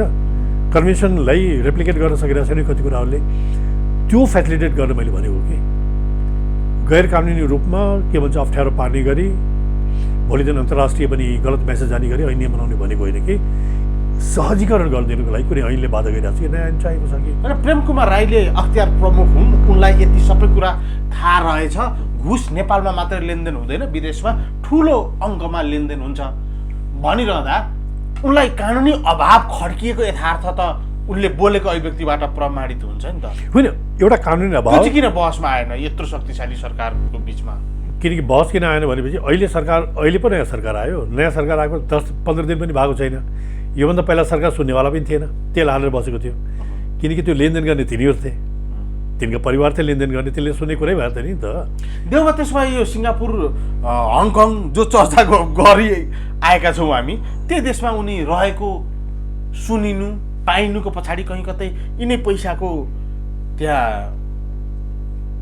तागतमा उनी जीवन चलाइरहेका छन् कि हो कि के थाहा अब हामीहरूलाई के थाहा भन्नुहोस् त? हो कि भन्न सकिँदैन नि यो कुरा त। भन्न किनभने बाख्रो कराउनु के अरे बाघ कराउनु र बाख्रो हराउनु एउटै एकचोटि हुँदाखेरि कति कुराहरू त्यसले गर्दा हो कि उपचारको लागि भन्नुभएको छ, साँच्चै उपचारै हो कि होइन, या कुनै कुरा व्यवस्थापन गरिराख्नु भएको छ कि, यी कुरा त अनुसन्धानले खोल्ने कुराहरू नि तपाईँ हामीले भन्नुभन्दा पनि हामीले त सँगैसँग गर्ने हो होइन। या त शङ्काको सुविधा त उहाँले दिनु भयो त, शेरबहादुर देउवाले कसरी दिनुभयो? शङ्का गर्नको लागि उहाँका विरुद्ध अनुसन्धान सुरु हुन्छ, महिनौ अगाडि जानुभएको व्यक्ति नेपालै फर्किनुहुन्न। फेरि त्यसको कुरा तपाईँले दुइटा गरेँ नि त, दुइटा तपाईँले कुरा गरेँ कि होइन, उहाँमाथि आरोप लागेको र उहाँले त्यसलाई स्वीकारेको जस्तो पो देखियो त, कानुनलाई फेस नगर्नुको। होइन, एउटा कुरा के हुन्छ भनेपछि जस्तै केपी ओलीजीहरू यहाँ किन अड्किनु भयो भनेपछि उहाँहरूको मुद्दा भनेको तपाईँ राजनीतिक मुद्दा हो कि, र राजनीतिज्ञहरूलाई राजनीतिक मुद्दामा भित्र जान त्यति अप्ठ्यारो हुँदैन। तर तपाईँसँग करप्सनका या आपराधिक दायित्वको मुद्दा भएपछि तपाईँ आएर मुद्दा फेस गर्न तपाईँलाई अप्ठ्यारो हुन्छ कि, लाज हुन्छ नि तपाईँलाई अप्ठ्यारो हुन्छ कि आपराधिक दायित्वको मुद्दाहरू करप्सनका इस्युजहरू तपाईँलाई लाज हुन्छ नि त।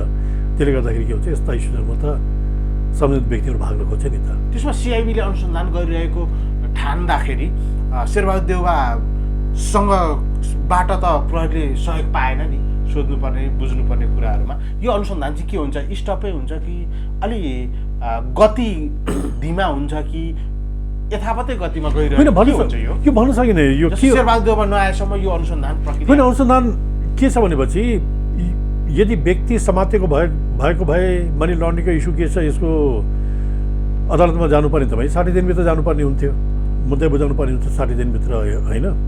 यदि उहाँ आउनुहुन्न भनेपछि मुद्दा लामो जान्छ। फेरि यो प्रहरीलाई फाइदै छ। किन फाइदा छ भनेपछि जुन हामी कुरा गरेर गइरहेको छौँ नि, उहाँ नआउने बेलासम्म ऐन पनि बन्छ कि थप ऐनहरू पनि बन्छ कि, र जुन विदेशसम्म हाँगा फैलाउनु पाइरहेको थियो नि त हाँगा पनि फैलिन्छ कि, या विदेशसँग जुन सहयोगका कुराहरू छ जुन तपाईँले 60 दिनभित्र गर्न सक्नुहुन्थेन तपाईँको ऊ हुन्थ्यो कि। र कति मुद्दामा त के हुन्छ भनेपछि व्यक्ति जानी पनि समातिन खोज्छन् कि। किन समातिन खोज्छन् भनेपछि डिटेल इन्भेस्टिगेसनबाट जोगिनको लागि पनि। यदि तपाईँको प्रारम्भिक अनुसन्धान राम्रो भएको छैन र तपाईँ कहिले तुरन्त मान्छे समात्न खोज्छ नि त, समात्न साथ के हुन्छ भनेपछि तपाईँको त्यो मुद्दा बजाउने जुन टाइम छ नि त्यो टाइम कम भएकोले इन्भेस्टिगेसन सोचेअनुसार हुँदैन कि सर हामी अन्तिममा यो यहाँले भन्नुभएको थियो रुबी कुमारी ठाकुरको सन्दर्भमा रुबीले पद पाएको र हामीले पाएनौँ भन्ने असन्तुष्टिमा राप्रपाको रोइलो संसदमा देखियो। दुई वक्ताले त्यसैमा मात्रै समय खर्ची रवि लामिछानेले बाचा दिएका थिए अरे, धोका दिए, यो राजनीतिक बैमानी भयो भन्ने राप्रपाको रोइलो छ भनेदेखि श्रम संस्कृति हाम्रो उम्मेदवारको विजय देशकै एउटा प्रतिष्ठा भनेर आफूलाई प्रस्तुत गरिरहेको छ। यसलाई कसरी होइन यो अब मलाई राजनीतिक विषय तपाईँको सरकारको विषय त होइन तर न्युजमा पढेको र राप्रपाका के व्यक्तिहरू सोद्धाखेरि मैले के बुझेँ भनेपछि राप्रपाले केही न केही बदमासी गरेको छ के किन गर्यो भनेपछि अहिले जनता पुराना मान्छेको अनुहारदेखि देख्खवाक्क भएका छन्। पुराना मान्छेको अनुहार सहन पनि सक्दैन अहिलेको जनता, त्यही भएको छ नि त। ठिक छ, किनकि राप्रपाले कसलाई सार्यो कि हुन्छ नि हाम्रो झापाबाट हुन्छ नि मान्यले ओली होइन खुसबु ओली, खुसबुलाई सार्यो, खुसबुमा एग्रिमेन्ट भयो नि त। तर पठाउँदाखेरि कसलाई पठायो भनेपछि हाम्रो बुद्धिमान तामाङजीको श्रीमतीलाई पठाइदियो। त्यहाँ काहीँ न काहीँ ब्रिज गर्यो कि जस्तो देखिन्छ न्युज हेर्दाखेरि के, किनकि बुद्धिमान तामाङजी भनेको त त्यही पुस्तालाई रिप्रेजेन्ट गर्ने व्यक्ति हो कि उहाँ, त्यही पुस्तालाई रिप्रेजेन्ट गर्ने व्यक्ति हो नि त। त्यो हुनसाथ के भयो भनेपछि अब त्यहाँ फेरि कुरा भयो होला यिनीहरूको के भन्छ यो त बडा धोका भयो। धोका भएपछि गर्ने के भनेपछि ल्याऊ भैया एउटा अहिलेका जेनजीलाई बनाइदियो, एउटा बनाइदियो जेनजीलाई। फेरि यिनीहरूले एकाथरले भन्छन् पुरानाहरूका विरुद्ध यत्रो घृणा फैल्याउने, पुरानो भन्दा पनि पुरानो राप्रपाबाट चाहिँ खुसबुलाई सभामुख उपसभामुख बनाउनलाई रासपा तयार हुने, यो फेरि पुराना विरुद्धको घृणाको बलमा जनमत आकर्षित गर्ने, पुरानै दलको प्रतिनिधिलाई पद दिने, यो फेरि दोहोरो मापदण्ड होइन। भन्नु सक्नुहुन्न एउटा के छ भनेपछि जस्तो बालेन र उसको टसल भयो भन्ने कुरा तपाईँले के होइन मलाई थाहा होइन। बालेनले जेनजी समाए, उनले बुढा समाए। होइन तपाईँले के गर्नु पर्दैन, तपाईँसँग मैले कुरा पनि गरेको थिएँ। मेरो एउटा लेख पनि छ, स्वाट एनालिसिस तपाईँले हेर्नु भने बुझि पनि हाल्नुहुन्छ कि मेरो लेखै छ एउटा स्वाट एनालिसिसको अहिलेको पोलिटिकल पार्टी र अहिलेको गभर्मेन्टको स्ट्रेन्थ विकनेस लगाएर मैले लेखेको छु कि त्यसबाट धेरै कुराहरू प्रश्न हुन्छ कि। अब जस्तै तपाईँ हेर्नुहोस् न, पुरानो दल भए तापनि ज्ञानेन्द्र साइलीको इस्युजहरू त ठिक पनि उठाउँछ नि त, ती त पुरानोलाई त रिप्रेजेन्ट गर्दैन तिनी, कहिले त चर्का हुन्छन् तिनी होइन। र अहिलेका मान्छेहरूले मन पनि जो उग्र बोल्छ त्यो जतिसुकै पुरानो विचार बोकेको भए पनि त्यो नयाँ समाजले त्यही मानेको छ नि त। उग्र बोल्नु पर्यो, जसले उग्र बोल्छ र जसले अहिले तपाईँको हिंसा फैलाउन सक्नु पर्यो। हिंसा फैलाउने होइन, जसले अहिलेको आवाज जसले तानिदिन्छ नि त्यसलाई चाहिँ नयाँ रूपमा लिँदैन, पुरानो रूपमा लिँदैन कि फेरि।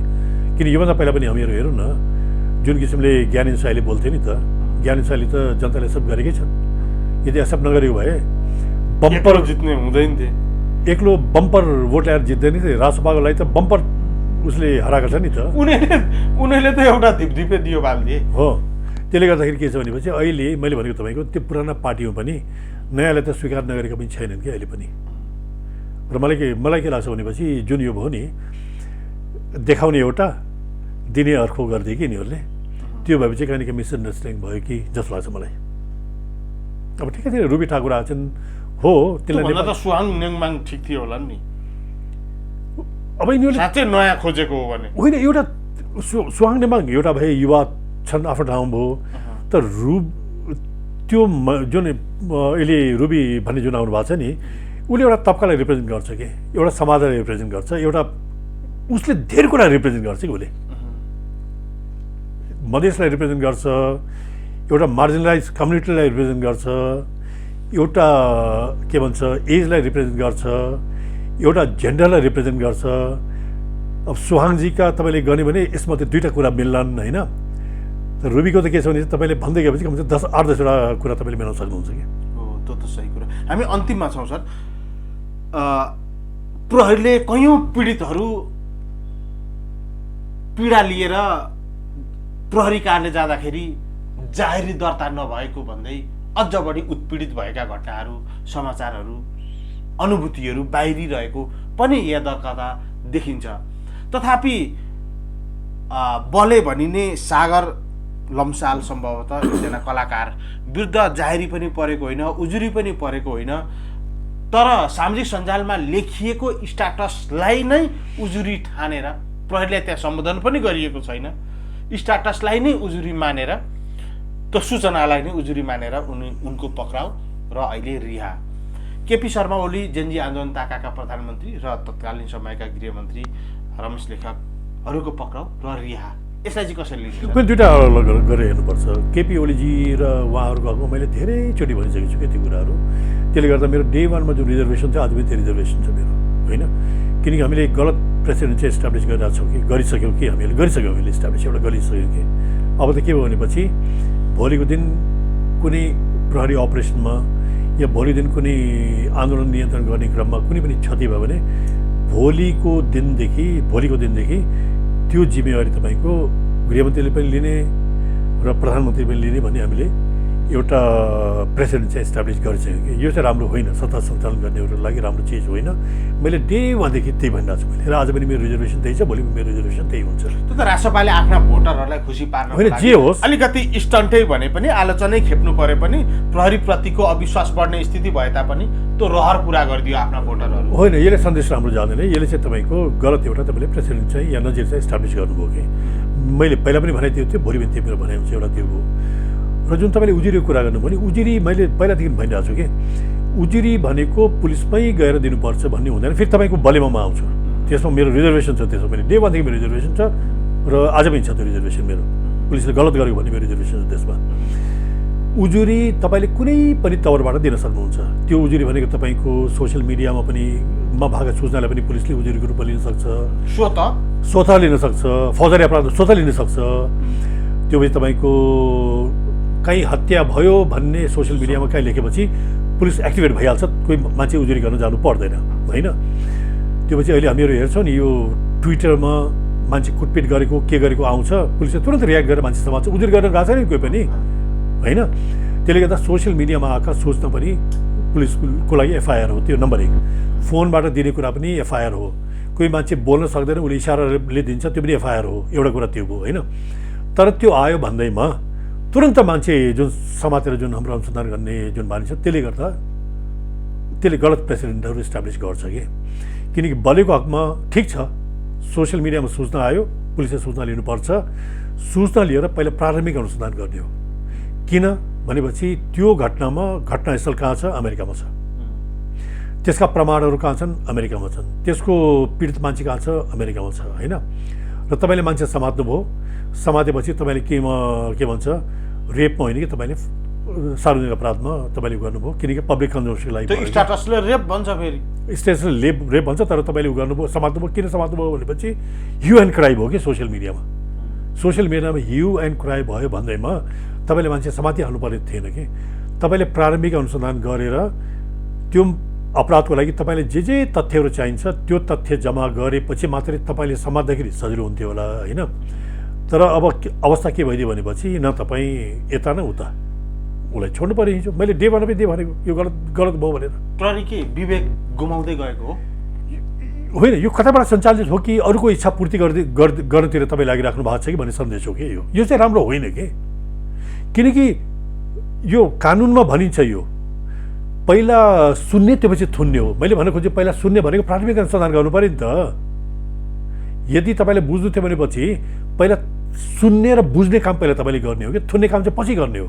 र तपाईँले के गर्नुभयो भने चाहिँ पहिला थुनिहाल्नु व्यक्तिले ल्याएर, सुन्ने काम चाहिँ पछाडि गर्नुभयो। र सुनेपछि के थाहा भयो भनेपछि प्रमाणहरू केही पनि छैन, उजुरी छैन, घटनास्थल छैन, यहाँ प्रमाणहरू केही पनि छैन। नभएपछि तपाईँले के गर्नुभयो? आफ्नो मान्छे कस्टडीमा चाहिँ कस्टडीमा राख्नु पऱ्यो। अब जुन किसिमको माहौल भयो, कस्टडीमा राख्नलाई के गर्नुभयो? तपाईँले सार्वजनिक अपराधमा गएर थप्नुभयो, सार्वजनिक अपराध छोड्नुभयो फेरि तपाईँले। त्यसैले मैले भने यस्ताले राम्रो, किनकि अघि जुन मैले कुरा गरेँ फेयर ट्रायलको मैले कुराहरू गरेँ, यस्ता कुराहरू तपाईँले गर्ने गयो भने भोलि दिन चाहिँ गलत भइरहेछ है भन्ने सन्देश यस्ताले जाने हो कि। र भोलि दिन जस्तै अब शेरबहादुर देउवाजीहरूको हकमा यी कुराहरू उनीहरूले राखिदियो भने यी प्रमाणित उनीहरूलाई फाइदा हुने कुरा यिनीहरू हुन् कि। सर, कमजोर पीडित छ भनेदेखि जति रुवाबासी गरे पनि पीडकलाई गिरफ्तारै गर्दैन यो प्रहरीले। शक्तिशाली पीडक छ भनेदेखि उल्टै पीडितलाई पनि थुनाउन सक्छ भन्ने आलोचना ठान्ने गरिन्छ। अब कहीँ कतै लोक रिझाइमा लालची बन्यो प्रहरी भने बलेको अभिगत पनि भोग्नु पर्दो रहेछ। यहाँ साँच्चै एउटा विधि त्यो कानुन छैन, सत्य मात्रै हुन्छ, यस्तो हुन्छ सत्य भनेको। अर्थात् प्रहरीले एउटै प्रकृतिको घटनामा फरक फरक रवैया नदेखाओ। यो थर्ड वर्ल्ड यस्तै हो कि थर्ड वर्ल्डमा के छ भनेपछि ऐन कानुन यहाँका नीतिहरू यो जुन बलियाहरू छन् नि, खास बलिया भनेको राजनीतिज्ञहरू या तपाईँको पावर सेन्टरहरूले आफ्नो लागि बनाएका छन् कि प्रहरीका कानुन पनि आफूलाई के भन्छ सजिलो हुने गरी बनाएका छन्। प्रधानमन्त्रीलाई सजिलो हुने गरी कि गृहमन्त्रीलाई होइन, नेताहरूलाई सजिलो हुने गरी बनाएका छन् कि त्यो गृहमन्त्री भनौँ न, उसलाई सजिलो हुने गरी बनाएका छन्। किनकि प्रहरीलाई सञ्चालन हुने काम त प्रहरीलाई सजिलो हुने गर्नु पर्यो नि त, जनतालाई सजिलो हुने गरी गर्नु पर्यो नि त, होइन? तर त्यो नहुँदाखेरि अवस्था के भइदियो भनेपछि नेताहरूले आफूलाई बलियो हुने गरी र आफूलाई सजिलो हुने गरी र उनीहरूलाई कसरी तपाईँले सञ्चालन गर्ने त्यो हुने गरी बनाएको हुन्छ क्या थर्ड वर्ल्डमा। अहिलेको समस्या त्यही हो। त्यसले गर्दा डे वानदेखि त्यही मेरो यो भनाइ छ र मेरो लेख पनि आएको छ एउटा, हेरौँ है, अरूले पढे पनि हुन्छ। यो प्रहरीका अहिलेका जुन समस्याहरू छ त्यो सम्बोधन गर्नुपर्ने कुरा लिएर मैले लेखेको छु। मैले एउटा मेरो लेखेको छ एउटा, यो न्युज 24 हिजो मात्रै आएको छ मेरो एउटा लेख आएको छ कि। त्यसले गर्दाखेरि के हो भनेपछि ऐन कानुन भनेको त जसले ऐन कानुन प्रयोग गर्छ, जस्तै प्रहरीले तपाईँ हेऱ्यो भने करिब करिब 38देखि 40वटा ऐन कानुनले कार्यान्वयन गर्छ नेपाल प्रहरीले। कि त प्रहरीलाई कार्यान्वयन गर्न सहज होस् भनेर कानुन बनाउनु पर्यो नि त, र बेनिफिसियरी को हो? जनता हो। जनताले सजिलो हुने गरी कानुन बनाउनु पर्यो नि त। तर कानुनहरू कसलाई सजिलो हुने गरी बनाएको छ भनेपछि मन्त्रीलाई सजिलो हुने गरी, नेताहरूले सजिलो हुने गरी बनाएको छ। अहिलेको सरकारले यो कुरा सोचोस् कि यसले गर्दा समस्या के भइदिएछ भनेपछि यदि नेताहरू बलियो हुने गरी तपाईँले कानुन बनाउनुहुन्छ भनेपछि जुन सरकारी संयन्त्र छ त्यो उनीहरूको कब्जामा रहन्छ कि एउटा समस्या त्यो। र अर्को समस्या के हुन्छ भनेपछि यदि उनीहरूले नै कानुन खेलाउन थाल्यो भने प्रोफेसनलिज्म हराएर जान्छ कि इन्स्टिट्युसनमा। यो नेपालमा मात्रै मैले भनेको होइन, यो थर्ड वर्ल्डमै यो समस्या छ। यो व्यवसाय त हराउने मात्र होइन, विश्वसनीयता पनि गुमाउँदै जान्छ। हराउँछ त, जस्तै विश्वसनीयता गुमाइसके पछाडि देश दण्ड हिन्तमा जान्छ। तपाईँले कानुन नमान्ने, मैले नमान्ने, सबैले कानुन नमान्ने, प्रहरी अदालत कसैलाई पनि नमान्ने भइसक्यो भने भोलि के हुन्छ? भोलि बेइज्जती हुन्छ। र हामीहरू चाहिँ इजरायलको कानुन देखेर बडा खुसी हुन्छौँ। किन खुसी हुन्छ भनेपछि कानुन पनि त त्यही अनुसार बनाउनु पर्यो नि त। यो मैले भनेको चाहिँ के हो भनेपछि इजरायलको पनि बेइज्जती छ। त्यो बेन्जामिन नेतान्याहुका विरुद्ध भ्रष्टाचारको मुद्दालाई उनले छन्, उनका विरुद्ध पनि ठुलो मुद्दा छ। त्यो कुरा छोड्नुहोस्, मेरो 2 वर्ष पहिलाको लेख पढ्नु, त्यो तपाईँ बुझिहाल्नुहुन्छ यो नेताले बदमासी किन गरिरहेछ। मेरो लेखमा क्लियर छ त्यो कुरा। आफू माथिको अपराध लुकाउनलाई युद्धमा हानिदियो देशलाई। त्यो कुरा मैले गर्न खोजेको होइन।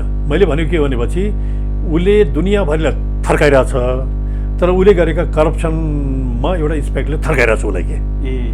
मैले भनेको त्यो कुरा हो कि किनकि त्यहाँको विधि र कानुनी विधि कानुन छ हो। उसले त छल्न खोजिरहेको छ नि त्यो कुरा। श्रीमतीले के भन्छ सरकारी पैसाले पार्टीहरू गरेर उसले चाहिँ मिसयुज गर्यो भनेर करिब $80,000 त तिरेको छ उसलाई। एउटा इन्सपेक्टरले थर्काइरहेको छ उसलाई कि यहाँको कानुन त्यस्तो होस् न।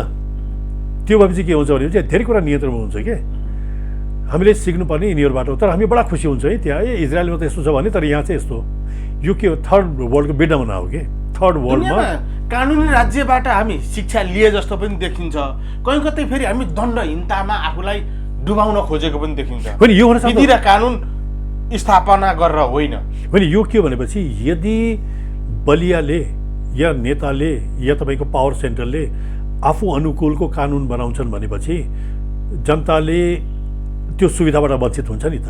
किनकि उनीमाथि कानुनको डन्डा बजिरिने, ठुला मान्छेमाथि कानुनको डन्डा बजिरिँदैन र उनीहरूले जथाभावी गर्न थाल्यो भने असन्तोष त जनतामा आउँछ नि त, अराजकता जनतामा आउँछ नि त। फलानाले चाहिँ कानुन लाग्ने हामीले लाग्ने भन्ने जुन तपाईँले अघि पनि भन्नुभयो नि त, त्यो भएपछि के भन्छ भने जनतामा अराजकता आउँछ, जनता रिसाउँछन् र जनता रिसाएपछि के गर्छन् भनेपछि देशका सम्पत्तिलाई झोस्छन्। फेरि जनता पनि त्यस्तै छन् फेरि हाम्रो यहाँको भन्नुहोस् त, झोस्न त पाइँदैन नि त। सिन्धारमा आगो लगाउने भन्नुहोस् त, त्यो त हाम्रो सम्पत्ति हो नि त।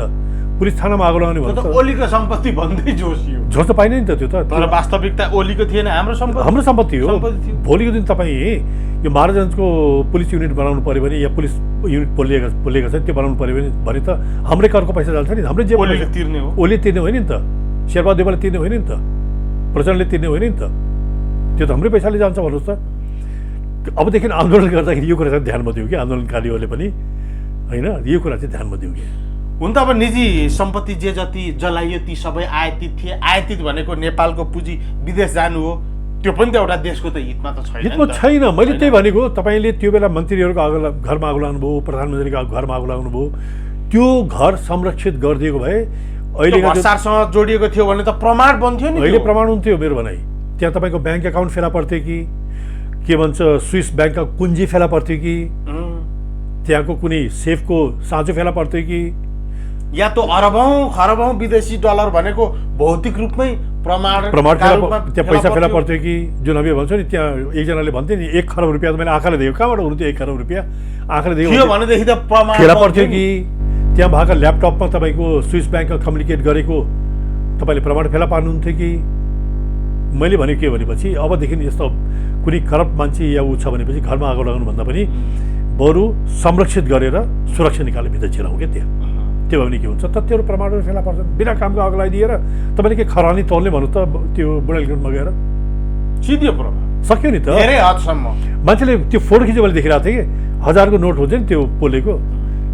अहिले त नेपालीमा के छ भने चाहिँ पुरानो घरमा तपाईँ गयो भने 10, 20, 30, 40, 50,000, 1 लाख रुपियाँ मान्छेले राखेको हुन्छन् कि। पुरानो मान्छे त अहिले पनि के छ भनेपछि नगदमै कारोबार गर्छन् कि। नगदमा कारोबार उनी चाहिँ ब्याङ्कको एटिएमबाट पैसा तिर्न डराउँछन्। पनि डिजिटल पेमेन्ट गर्नु म गर्दैन, म डर लाग्छ। म त पुलिसमा पुराना पुलिसहरू छन् कि यो कहिले कहिले हामीहरू त्यो रिन्यू गरेर जान्छौँ नि, म त एटिएमबाट पैसा निकाल्छु होइन। त हाम्रो पुराना पुलिसहरू तपाईँलाई अचम्मै लाग्ला, जो हामीभन्दा पहिला पुस्ताका छन् नि, ब्याङ्कमा गयो भने अहिले पनि पेन्सन आयो भने चेकबाट पैसा झिक्छन् कि उनीहरू। उनलाई विश्वासै छैन त्यसमा कि। अब मानुवाले पैसा झिक्यो भने 40,000 रुपियाँ त घरमा होला, 50,000 रुपियाँ त घरमा होला, हरेकको घरमा हुन्छ कि होइन। त्यसले गर्दा अब यो सरकार, बालेन्द्र सरकार सारा निराशा, असन्तुष्टि, आक्रोशलाई सम्बोधन गर्नलाई आएको हो। धेरै हदसम्म बिहानीले दिनको झल्को दिन्छ भने जस्तै विश्वास गर्नुपर्ने आधार र केही तथ्यहरू पनि देखिरहेछ। समयले त्यसलाई प्रश्नका रूपमा उब्जाएछ भने फेरि प्रश्न गरौँला हामी।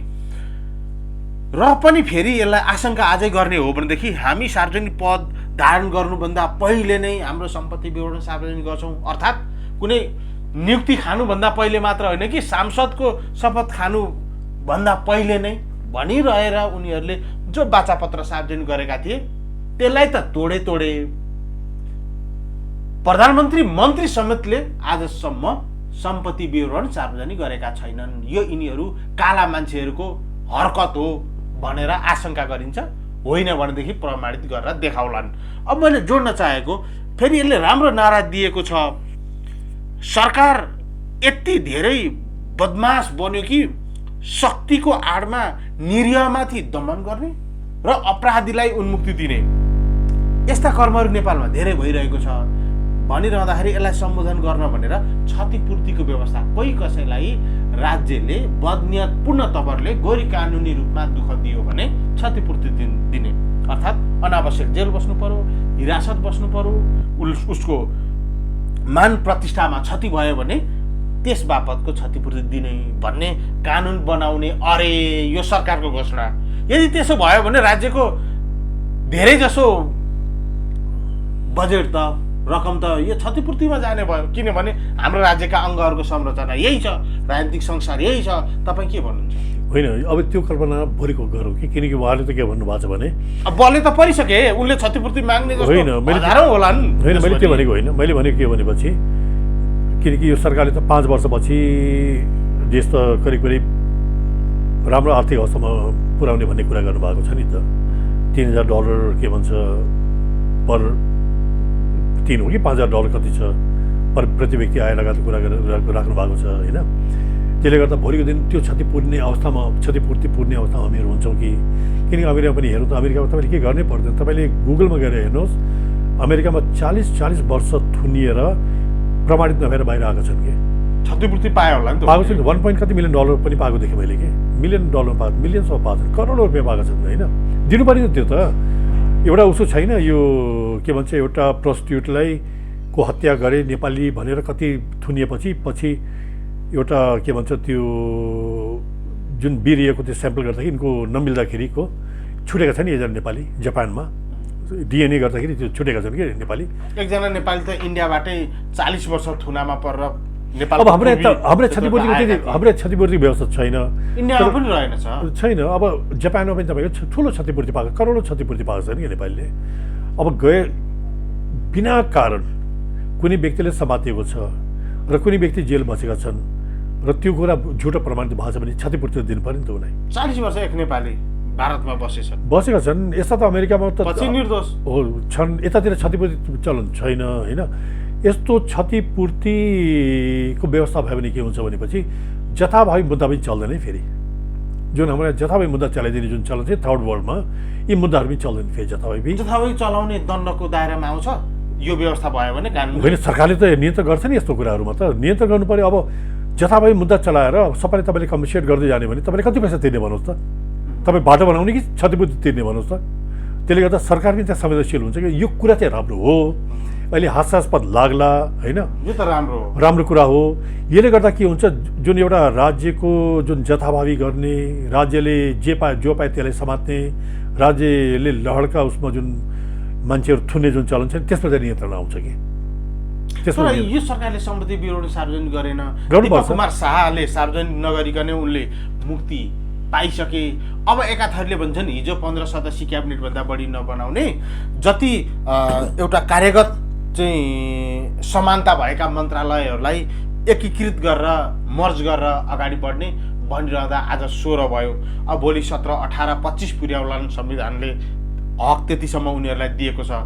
25 पुगेपछि फेरि शेरबहादुरकै जस्तो जम्बो मन्त्रीमण्डल बनाउने गरी संविधानै पो संशोधन गर्छन् कि भन्ने सम्मको आशंका किन गरियो भने आफूले घोषणा गरेको सम्पत्ति सार्वजनिक गर्ने त्यो बाचा त पुरा गरेनन्, बैमानीको पराकाष्ठा भनिन्छ। आशाका बावजुद तपाईँ के भन्नुहुन्छ? किन गर्नुपर्छ? अब मन्त्री मात्रै होइन कि सांसदले, त्योपछि नगरपालिकाका मेयरले, उपमेयरले, वडाध्यक्षहरू भए, त्योपछि नगरका जुन सदस्यहरू छन् उनले पनि त गर्नु पर्यो नि त। त्यो तहसम्म जुन सरकारको जिम्मेवारी लिएर बसेका जुन तहहरू छ नि त्यो तहसम्म चाहिँ सम्पत्ति विवरण गर्नै पर्छ। र सरकारले के गाह्रो पनि छैन, तपाईँको 2 महिना दिनुहोस् न त, 1 महिना टाइम दिनुहोस् न त। किन गाह्रो भयो? गर्ने 25 वर्षको केटोले आफ्नो सम्पत्ति विवरण सार्वजनिक गर्नलाई उनले त्यत्रो के गर्नु पर्यो? किन के पर्दैन, एउटा फर्मेट छ। जस्तै अब कर्मचारीको हकमा मैले कुरा गरेको थिएँ नि, हामी जागिरेमा हुँदाखेरि हरेक वर्ष असार मसान्तमा हामीले सम्पत्ति विवरण पेश गर्नु पर्थ्यो, हामीले गर्थ्यौँ। जसले गर्थेनन् त्यो टाइमभित्र उसलाई 5000 रुपियाँ जरिवाना हुन्थ्यो र फेरि उसले बुझाउनु पर्थ्यो सम्पत्ति होइन, बाध्यकारी छैन। अब यहाँ गरिदिउँ न त, यदि सांसदहरूले बुझाउँदैनन् भनेपछि 20000 रुपियाँ जरिवाना राखिदिने र 20000 जरिवाना पनि तिर्नुपर्ने र त्यो पछि ऊ पनि गर्नुपर्ने राखिदियो। एउटा के भन्छ जरिवाना सँगसँगै बुझाउनु पनि पर्ने, कर्मचारी बाध्यकारी छ कि यो कुरा, बाध्यकारी छ। र मैले भनेको तपाईँ 1 महिना टाइम दिउँ न, यदि 5 दिन 10 दिन भन्दा पनि 1 महिना टाइम दियो। 1 महिना टाइमभित्र वडाका जुन कानुनले निश्चित गर्नु पर्यो, वडाका जुन उहरू छन् नि त, के भन्छ वडाका सदस्यहरू छन् त्यहाँसम्म बुझाउनु पर्ने त। ती पनि त तपाईँको जिम्मेवार व्यक्तिहरू हुन् नि त, निर्माणसँग जोडिएका जिम्मेवार व्यक्तिहरू हुन् नि त तिनीहरू पनि। त्यसले गर्दाखेरि माननीय मन्त्री मात्रै होइन कि नगरपालिकाका या गाउँपालिकाहरू छ नि त्यसको तल्लो तहसम्मले चाहिँ बुझाउने व्यवस्था चाहिँ गर्नु। अहिलेसम्म यिनीहरूले सार्वजनिक गरेनन् भने यिनीहरूसँग कालो धन रहेछ, नयाँ अनुहारका नयाँ षड्यन्त्रकारी भ्रष्टहरू रहेछन् भन्ने आरोप लगाउन सकिन्छ। होइन, हेरौँ 1 महिना जति हेरौँ न हामीहरू, 1 महिना हेरौँ या 3 महिना हामीहरू यो हनीमुन पिरियड भन्छ नि यिनीहरूको, हनीमुन पिरियड। सम्पत्ति विवरण सार्वजनिक गर्नलाई अब आदि त त्यस बेलासम्म परिवर्तन नै भइसक्लान्। तिनीहरूको सम्पत्ति नेपाली जनताले थाहा नपाउने? थाहा पाउनु पऱ्यो नि त, थाहा पाउनुपर्छ। किन तपाईँ कुन स्तरमा जानुभयो, निस्किँदाखेरि तपाईँको स्तर के थियो त्यो दुइटै दिनु पऱ्यो, थाहा पाउनु पर्छ जनताले। किनकि के हुन्छ भने तपाईँको यस्ता कुराले असन्तुष्टि ल्याउँछ कि। अब कर्मचारीमा पनि आउँछ नि त, हामीले चाहिँ बुझाउने, नबुझाएपछि जरिवाना लिने हामीसँग, तिमी उनीहरूले बुझाउनु पर्ने भन्ने त्यो सोचेर कर्मचारीमा पनि आउँछ कि।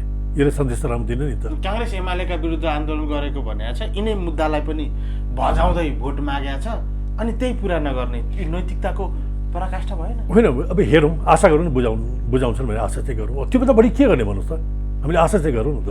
सर, हामी अन्तिममा छौँ। यहाँकै प्रहरी क्षेत्रका केही साथीभाइहरूको अनुरोधमा म यो जिज्ञासा राख्दैछु, अन्यत्र नेपाली सेनामा हो भनेदेखि +2 गरेको व्यक्ति अधिकृत सेकेन्ड लेफ्टिनेन्टमा भर्नाको लागि उसले अवसर पाउँछ।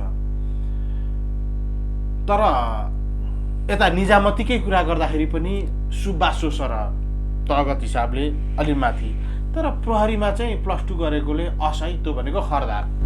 यो अलि समानता भएन। राज्यका निकायहरूमा यत्रो विभेद, प्रहरीलाई चाहिँ धेरै किन चाहिने, डन्ठे भनेर यिनीहरूलाई नि अपमान गरेको छ। फेरि त्यही प्रहरीका लागि चाहिँ बढी योग्यता किन? +2 पास गरेको प्रहरीले चाहिँ किन इन्सपेक्टरमा प्रतिस्पर्धा गर्न नपाउने भन्ने कुरा छ। तपाईँ के भन्नुहुन्छ? होइन, यस्तो यो अहिले होइन कि जमानादेखि डिबेट चाहिँ पुलिसमा भएको भइछ कि हामी चाहिँ बढी पढे लेखेर चाहिँ अधिकृत हुने, त्यही इन्टरको मान्छे अधिकृत हुने। एउटा के हुन्छ भनेपछि हरेक इन्स्टिट्युसनका आफ्ना आफ्ना रिक्वायरमेन्टहरू हुन्छन् कि रिक्वायरमेन्टहरू हुन्छन्। र सेनाको के छ भनेपछि इन्टरमिडिएटमा भर्ना लिएर सानो उमेरका बच्चाहरूलाई उनीहरूले तालिम गराएर निस्किँदाखेरि ग्रेजुएट बनाएर निकाल्छ कि उसले, ग्रेजुएट हुन्छन् कि तिनीहरू, होइन? तालिमले उनीहरूलाई ब्याचलर गराउँछ, होइन ब्याचलरै हुन्छ भने डिग्री नै पाउँछ उनीहरूले, किनकि उनीहरूको जुन कोर्स छ नि त्यो ट्युसँग जोडेको छ कि ग्रेजुएट हुन्छन्। जस्तै अब इन्डियाको हेर्नुहोस् न, एनडिए भन्छ निःशुल्क पढाइ पो दिन्छ सेनाले, तालिम पनि गराउँछ पढाउँछ पनि कि।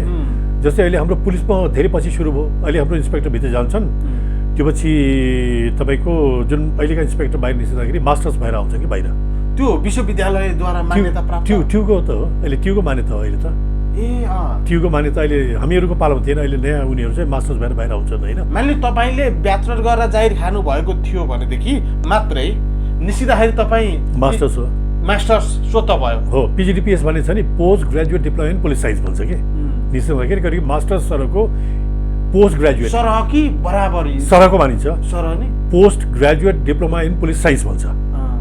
जुन हाम्रा अहिले इन्सपेक्टरहरू बाहिर निस्किरहेका छन् उनीहरू बाहिर आउँदाखेरि पोस्ट ग्रेजुएट भनेको मास्टर्स हो, मास्टर्स सरको उनीहरू के हुन्छ सर? ट्रान्सक्रिप्ट हुन्छ कि प्रमाणपत्र हुन्छ? ट्युको प्रमाणपत्र दिन्छ त, त्यो कहाँ जो भाइ त्यहीको हो। यी पढाइहरू ट्युसँग जोडेका पढाइहरू हुन्, उनीहरूको ट्रेनिङ चाहिँ लामो हुन्छ, हाम्रो ट्रेनिङ सानो हुन्छ, उनीहरू पनि ग्रेजुएट भएर आउँछन्। अब इन्डियाको तपाईँ इक्जाम जस्तै अब सिभिल एभिएसन हो भन्नुहोस् न, सिभिल एभिएसनले 12th फिजिक्स र केमिस्ट्री पढेको मान्छेलाई पाइलटमा भर्ना गर्छ, उसले पाइलटमा भर्ना गरेपछि उसको रिक्वायरमेन्ट त्यही हो, फेरि बाहिर ट्रेनिङ गर्न पठाउँछ, ट्रेनिङ गरेर आएपछि अधिकृत हुन्छ, उसको पनि अधिकृत तहको हुन्छ 12 पास मान्छे, किनकि इन्स्टिट्युसन आफ्नो आफ्नो रिक्वायरमेन्ट हुन्छन् कि उनीहरूले चाहेका के सब्जेक्ट केमा कुन तहको मान्छे लिने, कुन उमेरको मान्छे लिने, उसलाई चाहिँ उसले तयार गर्छ कि। जस्तै इन्डियाको तपाईँले हेऱ्यो भने इन्डियामा सेनामा जुन भर्ना गर्छ नि, जुन चिफसँग एउटा चाहिँ सेन्ट्रल यो सिडिएस भन्छ उनीहरूले, यो सेन्ट्रल डिफेन्स सर्भिसेस भन्छ कि, त्यो चाहिँ ग्रेजुएट पछि लिएर जाने हो। त्यसमा गएका मान्छे एक तहभन्दा माथि जाँदैनन् तिनीहरू, लिडरसिपमा पुग्दैनन् तिनीहरू, होइन? तर एनडिएमा लिन्छ नि, एनडिएमा त 10 क्लास पास बच्चा लिने हो कि उनीहरूले, सानो बच्चा लिन्छ कि। कति वर्षको उमेर हुन्छ? अब त्यही 16-17 वर्षको बच्चा लिन्छ उनीहरू। त्यो बच्चा लिएर गएर उनीहरूले रगड्छन् 3-4 वर्ष, बाहिर आउँदाखेरि ग्रेजुएट हुन्छ बच्चा। त्यसले गर्दा के हो भनेपछि इन्स्टिट्युसनको रिक्वायरमेन्ट के हो, उसले कसरी तयार गर्ने त्यसमा भर पर्छ कि। त्यसले गर्दा यसमा पुलिसहरूको आफ्नो आफ्ना सोच छन्, आफ्नो आफ्नो रिक्वायरमेन्टहरू छन्, उनीहरू आफ्नो आफ्नो सोच छन्। मेरो चाहिँ सोचहरू त्यसभन्दा अलिक फरक छ कि। भनेपछि असैमा चाहिँ असैमै भर्ना लिन्छ र निस्किँदा पनि असै नै रहने भयो यसमा चाहिँ, होइन? असै रहन्छ, पिजी छैन नि त पुलिसको, इन्टरको इन्टर रहन्छ पुलिसको। तर यतातिर के छ भनेपछि जुन छ नि यो पिजीको त बाहिर आउँदाखेरि यो डिप्लोमा के भन्छ पोस्ट ग्रेजुएटै भएर निस्किन्छ पुलिसको पनि। अहिले त्यो राम्रो पनि छ कि, यो ट्युसन एफिलिएटेड हो, आर्मी पनि ट्युसन एफिलिएटेड हो नि त, ग्रेजुएट भएर बाहिर आउँछन् कि। त्यसले गर्दा यसले अन्यथा यो आफ्नो आफ्नो हुन्छ। यो पुलिसमा त डिबेट चाहिँ भइरहेछ, पुलिसमा खुब डिबेट हुन्छ जहिले पनि। हामी चाहिँ यति पढेका मान्छे अधिकृत हुने, उनीहरू चाहिँ इन्टर पास अधिकृत हुने भन्छ, यसमा मेरो आफ्नो रिजर्भेसन छ कि। अनि सर यो जस्तो यहाँले स्नातक गर्नुभयो कि स्नातकोत्तर गर्नुभयो जारी खानुभन्दा पहिले? स्नातक गर्नुभयो हो। अनि मैले भन्न खोजेँ तपाईँहरूको पालामा चाहिँ थिएन, इन्सपेक्टरबाट तालिम सिद्ध्याएर निस्किँदाखेरि त्यो स्नातकोत्तरको सर्टिफिकेट पाउने त्यो हाम्रो पालामा पुलिसको जुन बेसिक ट्रेनिङ थियो, ट्रेनिङ भनेको तपाईँको हाम्रो पालाको ट्रेनिङ भनेको तपाईँको ट्युसँग एफिलिएटेड थिएन कि, कहीँ एफिलिएटेड थिएन। त्यसले गर्दा हामीहरू भन्छौँ नि हाम्रा पालामा स्किल बढी सिकाइन्थ्यो। स्किल भन्छ नि, हाम्रा पुरानो पुलिसहरू तपाईँले हेर्नु बढी स्किल किन छन् भनेपछि तिनलाई पुलिसले ठोक्थे कि। ठोक्ने भनेको मैले पिट्ने होइन कि, पुलिसले ठोकेर गुन्द्रुक बनाउँथे र पुलिसकै स्किलमा बाहिर निकाल्थे। अहिले के भइदियो भनेपछि अब ट्युसँग जोड्दाखेरि के भयो, अहिलेका पुलिसहरू स्किल भन्दा पनि इन्टेलिजेन्ट बढी छन् कि अहिलेका। इन्टेलिजेन्स बढी छन्, स्किलमा कहीँ न कहीँ समस्या देखिरहेको छ होइन। त्यसलाई सँगसँगै लिएर जान सक्छ त्यसलाई कोर्स हो कि तालिम के हो, त्यसलाई चाहिँ अलिकति विचार गर्नुपर्छ है। यो समस्या मैले यहाँ मात्रै होइन, ग्लोबली समस्या देखिरहेको छु। किनकि मैले योभन्दा पहिला पनि बाहिरका पुलिसहरूसँग पनि कुरा गरेको थिएँ, अस्ट्रेलियनसँग कुरा गरेको थिएँ, तपाईँको ब्रिटिसहरूसँग कुरा गरेको थिएँ। त्यहाँ पनि समस्या देखिरहेको छ कि यो जुन एफिलिएसनहरू गर्न थालेपछि के भयो, पहिला के थियो, पुलिसले मात्रै ट्रेनिङ चलाउँदाखेरि स्किलमा बढी ध्यान दिन्थ्यो। अहिले चाहिँ स्किलभन्दा बढी हामीले खोजेको पुलिस इन्टेलिजेन्ट पुलिस हो कि स्किल पुलिस खोजेको, त्यो डिबेट चाहिँ बाहिर पनि भइरहेको छ, नेपालमा मात्रै होइन। यो मैले फेरि छलफलको क्रमको कुरा गर्दैछु। लास्ट छलफल भने धेरै पनि भएको छैन, इलेक्सनकै टाइमको पनि हो छलफल पनि। दुईटै चाहिँ बनाउन सकिँदैन, त्यो बनाउनु जरुरी छ। त्यहाँ कहीँ ग्याप छ, हामीले जुन स्किल छ नि त्यसको र इन्टेलिजेन्सको बिचमा ग्याप बढी छ कि भन्ने फिलिङ मैले मात्रै भनेको होइन। केही पुलिसहरूसँग यो इलेक्सनको टाइममा पनि बाहिरका पुलिसहरू आएको थियो कि यो इलेक्सन रिभ्यूको बेला, उनीहरूसँग छलफल हुँदाखेरि मैले यो कुरा गरेँ। यहाँ उसले पनि यहाँ मात्रै होइन, हाम्रो पनि समस्या छ भनेर भन्दै थियो उनीहरू। हस् सर, व्यस्तताको बावजुद यो अमूल्य समय दिनुभयो, लामो भलाको सारीमा यहाँको साथ रह्यो। समय र संवादका लागि यहाँलाई धेरै धेरै धन्यवाद। हस्, धन्यवाद।